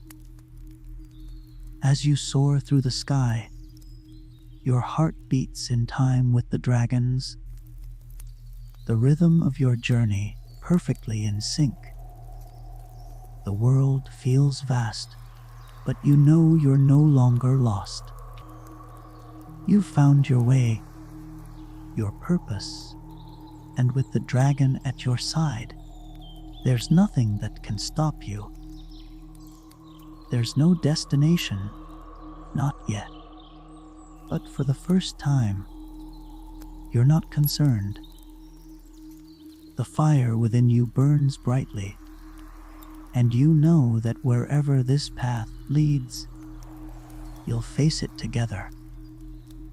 The wind howls past you, and for a fleeting moment, the noise becomes a song of victory, of rebirth, of remembrance. And the flame that once burned so brightly in the heart of the earth now burns in the hearts of those who carry it.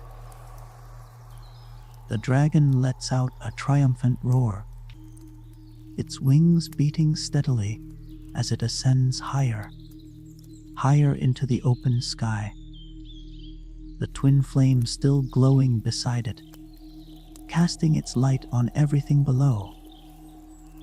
The journey is far from over. In fact, it's only just begun.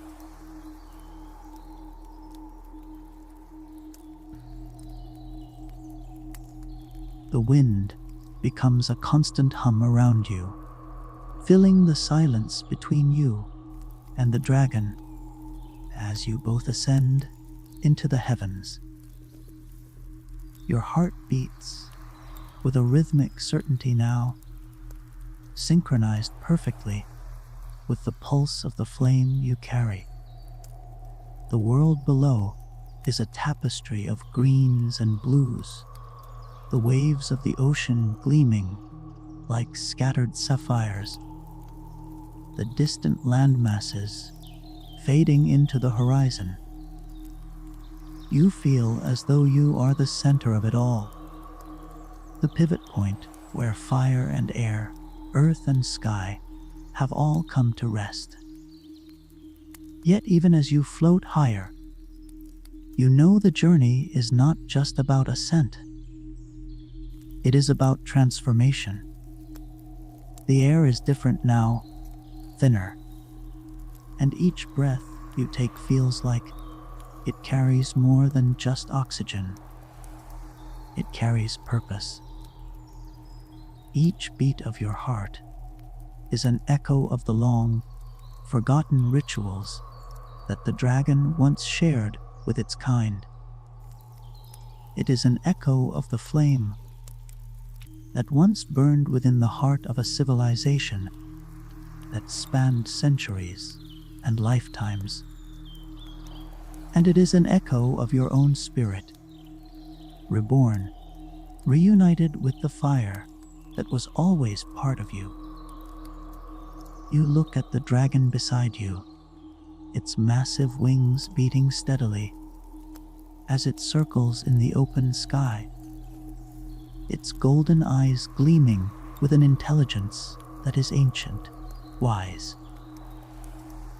The ember within it flares in time with your own heartbeat, each pulse of energy flowing between you like an unspoken language.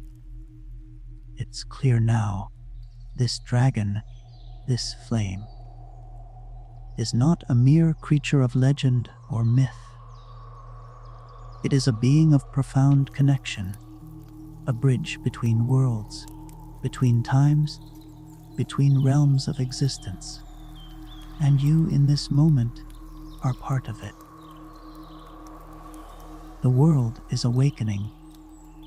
The voice speaks again, not from the dragon or the flame, but from within you. It's a voice you've come to recognize, a voice that seems to speak through the very air, the very earth beneath you. It is time to move forward, to heal the wounds of the past. You feel the weight of those words, the gravity of the responsibility they imply. The world, your world, has been waiting for something, for someone, to ignite the spark of change. And now it is you, the twin flame, now alive within both you and the dragon, is the catalyst. It is the key to unlocking the healing that has been so long delayed. The key to restoring balance to a world on the brink of forgetting itself. But what does it mean to heal the wounds of the past? You wonder as the dragon veers upward, its wings spreading wider, slicing through the thin air like a blade. The answer isn't clear yet, but you feel the pull, the drive towards something that lies beyond the horizon, something that is waiting for you to discover it, to bring it into being. The dragon shifts in the air, its movements fluid and graceful, as if it were part of the wind itself. You both move as one, the bond between you unbreakable. As you soar higher, heading toward a place you cannot yet see, but feel deeply within your bones. There is no map, no clear path, just the instinct to move forward, to fly into the unknown with the twin flame as your guide. The air grows colder as you climb, and the clouds around you take on a strange, almost surreal quality. They're not the fluffy, soft clouds of the lowlands, but dense, swirling formations that seem to carry the weight of something ancient. The sky darkens, and for a brief moment, you feel a shiver of uncertainty. A storm is coming. But it's not the kind of storm that comes from the weather. This is something deeper, something that stirs in the very fabric of the world, something that feels tied to the flame you now carry. The flame is not just for you. The voice speaks again, its tone reverberating like a drum beat. It is for all that you have forgotten, all that you have lost. It will guide you through the storm. You look up, and the dragon's wings beat with renewed strength. Its eyes are fixed on the horizon, the storm clouds gathering in the distance. The ember within its chest burns bright, and the twin flame beside you responds in kind, glowing more intensely, as if it too senses the coming change. The storm is not a threat. It is an opportunity, a challenge. It is part of the world's awakening, a test of everything you've learned, of everything you've become. And with that realization, you no longer fear it. The storm is the next step in your journey. The flame is not just a beacon of light. It is a force that will guide you through the darkness, a light that will lead you to what you must face. The dragon knows it. You know it. And together, you'll confront it with the flame as your shield and your sword. As you soar through the thickening clouds, the wind picks up, howling around you, but you hold firm. The dragon's wings cut through the air like a knife, its powerful body a force of nature in itself. And you, with the twin flame pulsing softly beside you, feel a surge of strength, of power that you've never known before. You are ready for whatever comes next. The storm clouds swirl around you, dark and foreboding, but within them, you sense something. A force, ancient and primordial, that lies just beyond the clouds. It feels as if it's waiting for you, testing you, just as the voice has said. This storm is not just a challenge. It is a meeting, a reckoning. And you are ready. With a final, powerful beat of its wings, the dragon pushes through the clouds, and you follow it, your heart racing, your breath steady. And there, in the clearing above the clouds, you see it, a shape dark and towering, moving against the backdrop of the sky. The storm is not something to fear. It is something to embrace. It is the beginning of something that will change everything. You fly toward it, and the flame in your chest burns brighter. The journey ahead is long, but you have the flame now. And with it, you will forge your own path through the storm.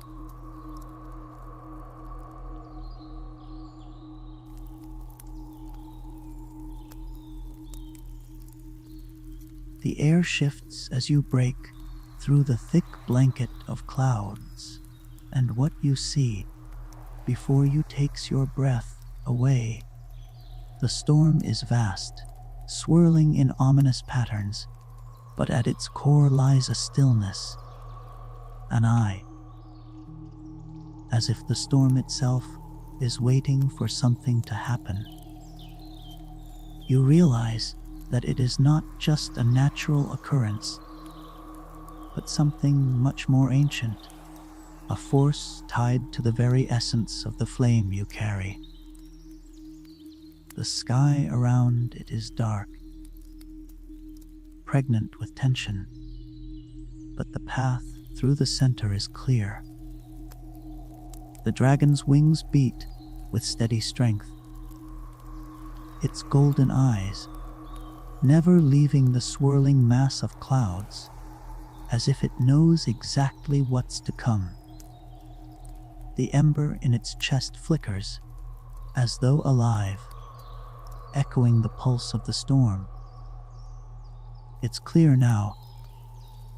This storm is a reflection of the world's heart, its turmoil and unrest, its pain and its yearning for something to bring it back to balance. You feel the pull in your chest, the flame. It vibrates with energy, ready for the challenge, ready for the storm.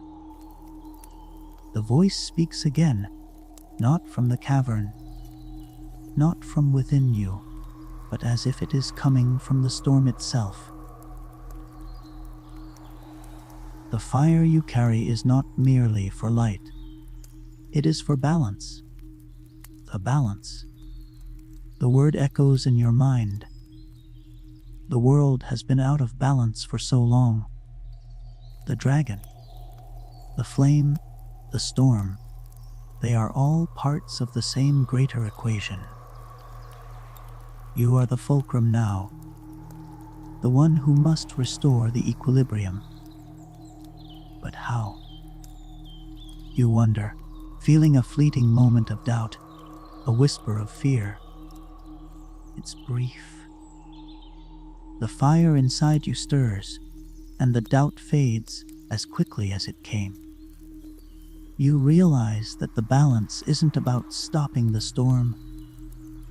It's about moving through it. About finding the calm at the center of the chaos and letting that calm radiate outward. The twin flame is your guide, and the dragon is your companion. Together, you will face what comes. The dragon roars, a deep, resonant sound that seems to shake the air itself, the wings beating harder now, lifting the two of you through the storm's heart. You follow, steady, resolute, knowing that you are not alone. The world around you may be in turmoil, but you are part of the flame, part of the dragon, and you are connected to something far greater than yourself.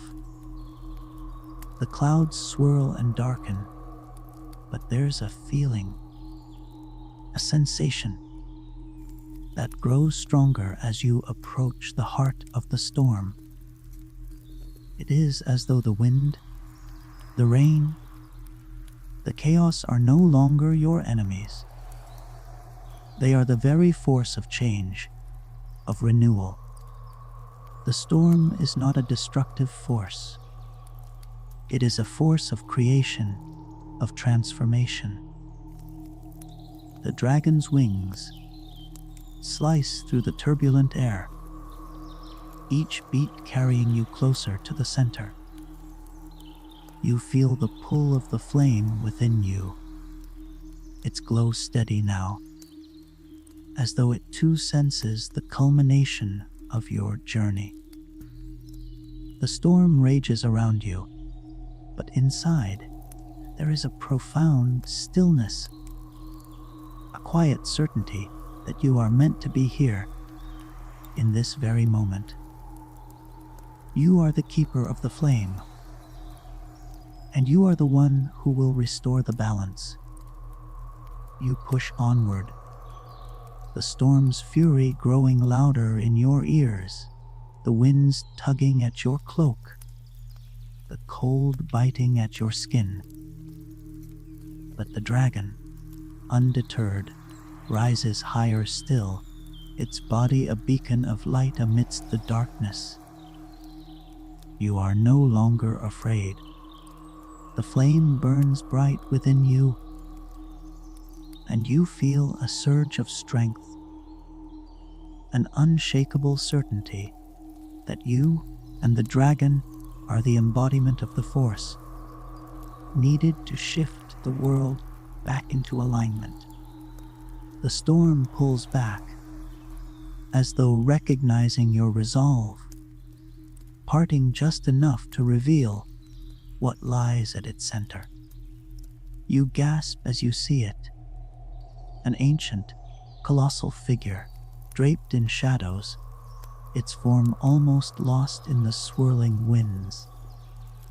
It is like a being of mist and memory, a creature whose presence feels as old as the world itself. Its eyes, glowing with a soft amber light, meet yours, and in that instant, you feel a connection unlike anything you've ever known. It is the storm itself, the embodiment of all the forces of the earth that have been out of balance for so long.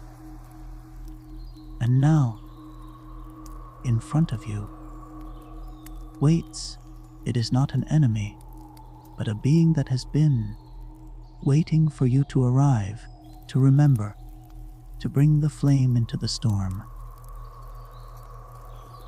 You are the flame. You are the balance. The voice speaks once more, clearer now, as if it comes from the heart of the storm itself. You are the one who will restore the fire to the earth. You reach out instinctively, your hand stretching toward the colossal being. The twin flame pulses in response, its glow steady, unwavering, as it hovers beside you. The dragon roars again, this time with a triumphant note, and you feel its presence swell, its connection to you deepening in this moment.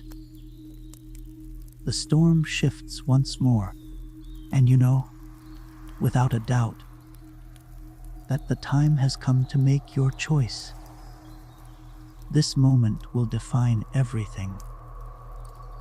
Will you embrace the storm, the forces that are beyond your control, and channel them into balance?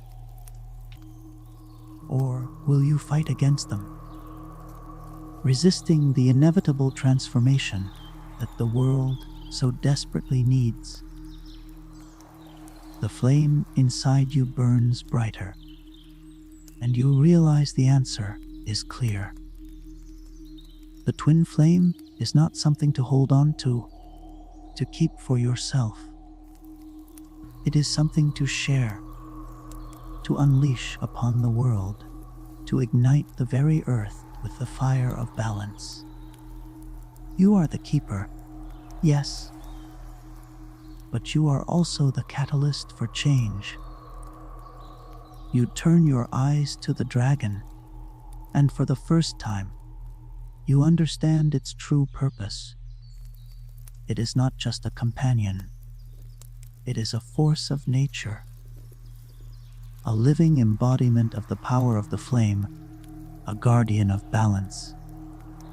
And together, you and the dragon will bring the storm to its end, not by defeating it, but by uniting with it. The twin flame pulses one final time, and with a deep breath, you raise your hand, offering it to the storm. The dragon follows your lead, its wings spread wide, and in that moment, you feel the world shift. Not just the storm, but the entire earth, the pulse of the land, the rhythm of the sky.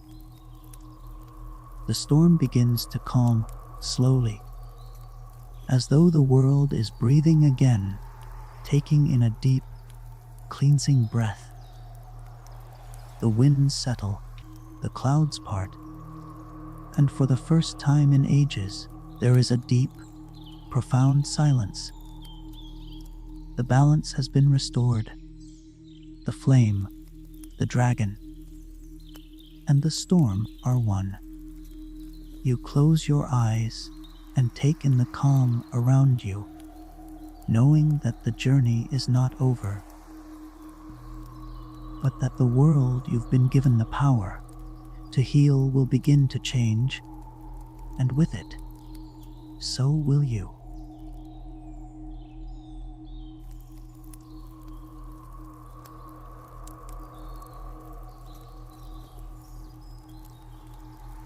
The storm clears, its swirling power, now just a memory of what it once was.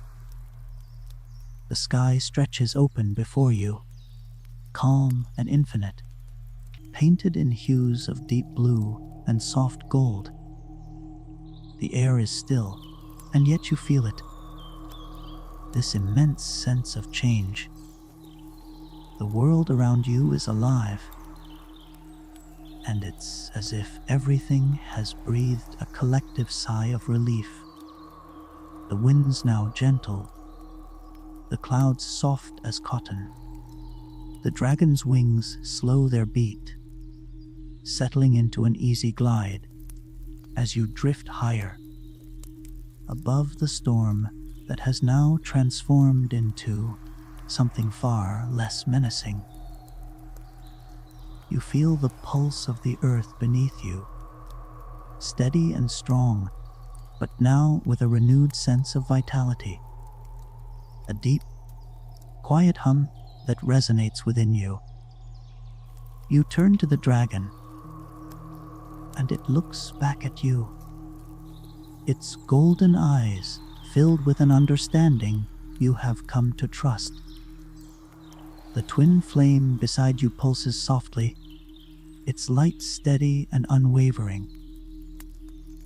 It's a beacon in the now calm world, its glow a testament to the power of balance you've achieved together. The storm has passed, but you know, deep within your heart, that it wasn't just about weathering the tempest. No, the storm was merely the outward expression of the imbalance that has plagued the world for eons. And in that moment, you realized that the true purpose of the twin flame, of the dragon and of yourself, was not just to defeat the chaos, but to become part of it, to bring it into harmony, to transform it into something greater. The dragon's wings continue to beat in a slow, rhythmic motion, a contrast to the fierce power they once held in their ascent. Now, they are gentle, guiding you through a world that feels more alive than ever. The wind carries with it the scent of the earth, fresh and full of promise. The sun is high now, its rays filtering through the vast emptiness of the sky. It's as if the world is waiting for something. And you realize, with a surge of clarity, that the world is waiting for you, for the dragon, for the flame, for the balance you've now brought forth. The world has been on the edge of a great change, a shift that only those with the flame could ever bring about. And now, you and the dragon have given the earth what it so desperately needed: peace. But peace, you know, is never permanent. It is a cycle, one that must be nurtured and protected, just as the flame must be tended to, kept alive in the heart of the earth. The dragon knows this, and you know it too. This victory, while monumental, is but the first step in a much greater journey. The storm will return, perhaps in a different form, perhaps in a different place, but you will face it again. And this time, you'll be ready. As you glide over the calm sea, the sound of the waves rising below you, you understand the depth of your responsibility.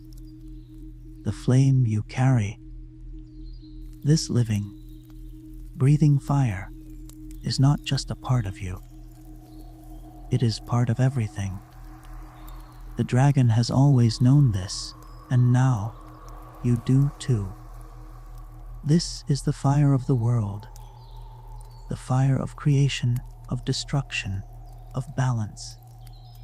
It is a force that can shape the earth and the skies, that can heal and transform. The voice speaks one last time, but this time, it is not urgent, not commanding. It is calm, like the breeze around you. You have done what was necessary. But the flame does not rest. It moves, it grows, and it will always find its way to those who seek it. You breathe in deeply, the cool air filling your lungs. There is a moment of stillness, and then the dragon dips low, gliding gently toward a rocky outcrop that juts from the sea, its wings sweeping the air with the grace of a bird. You land, the dragon's talons gripping the stone, and you dismount, your feet meeting the cool surface of the earth. You glance back at the dragon, and there is something in its gaze, an understanding, a silent promise that this is not the end of your journey. This is just another beginning. The twin flame beside you flickers gently, its light steady in the daylight. But you know its true power lies in the moments of darkness, when it can shine brightest. And you will carry it through those moments, just as the dragon will.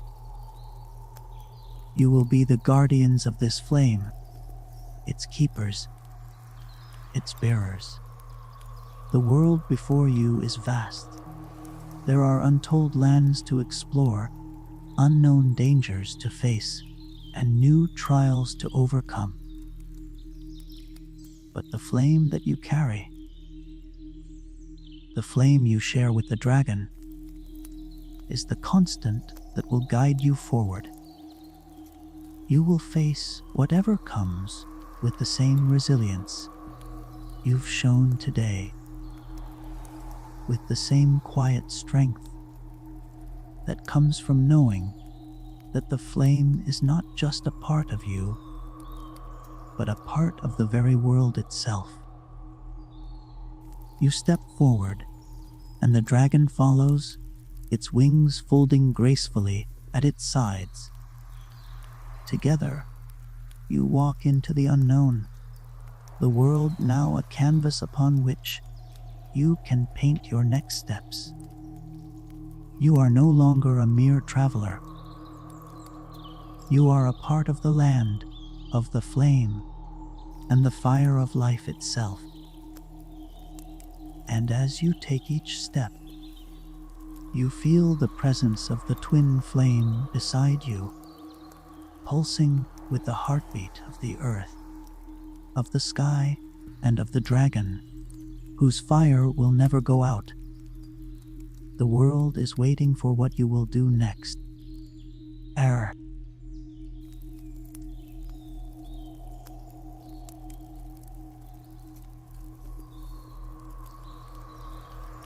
The world unfolds before you, vast and full of untapped possibilities.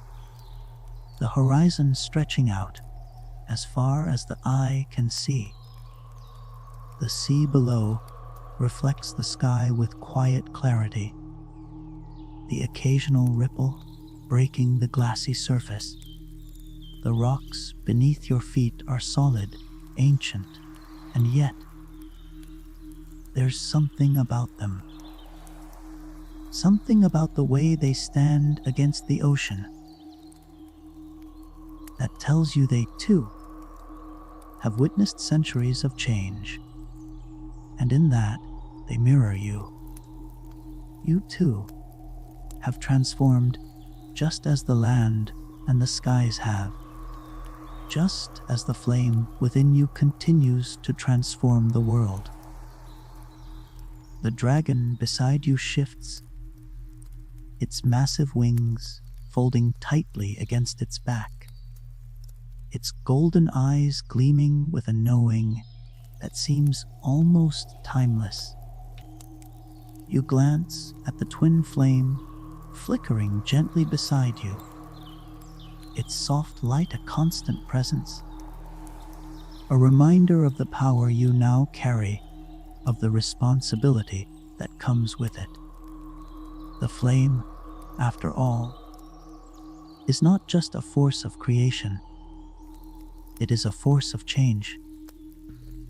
You cannot hold it forever, but you can guide it. You can use it to help heal the world, to bring it into balance once again.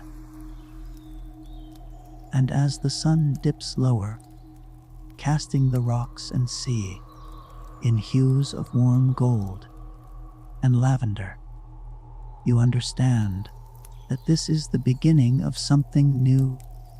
The storm, the chaos, it was all part of the process, a necessary part of the cycle that must be completed for the flame to truly take root.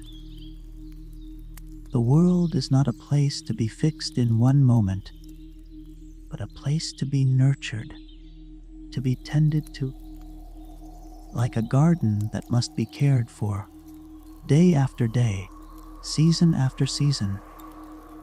The dragon lets out a soft huff, a sound that seems almost like a chuckle, and you feel its presence beside you, grounding you, reminding you of the bond you now share.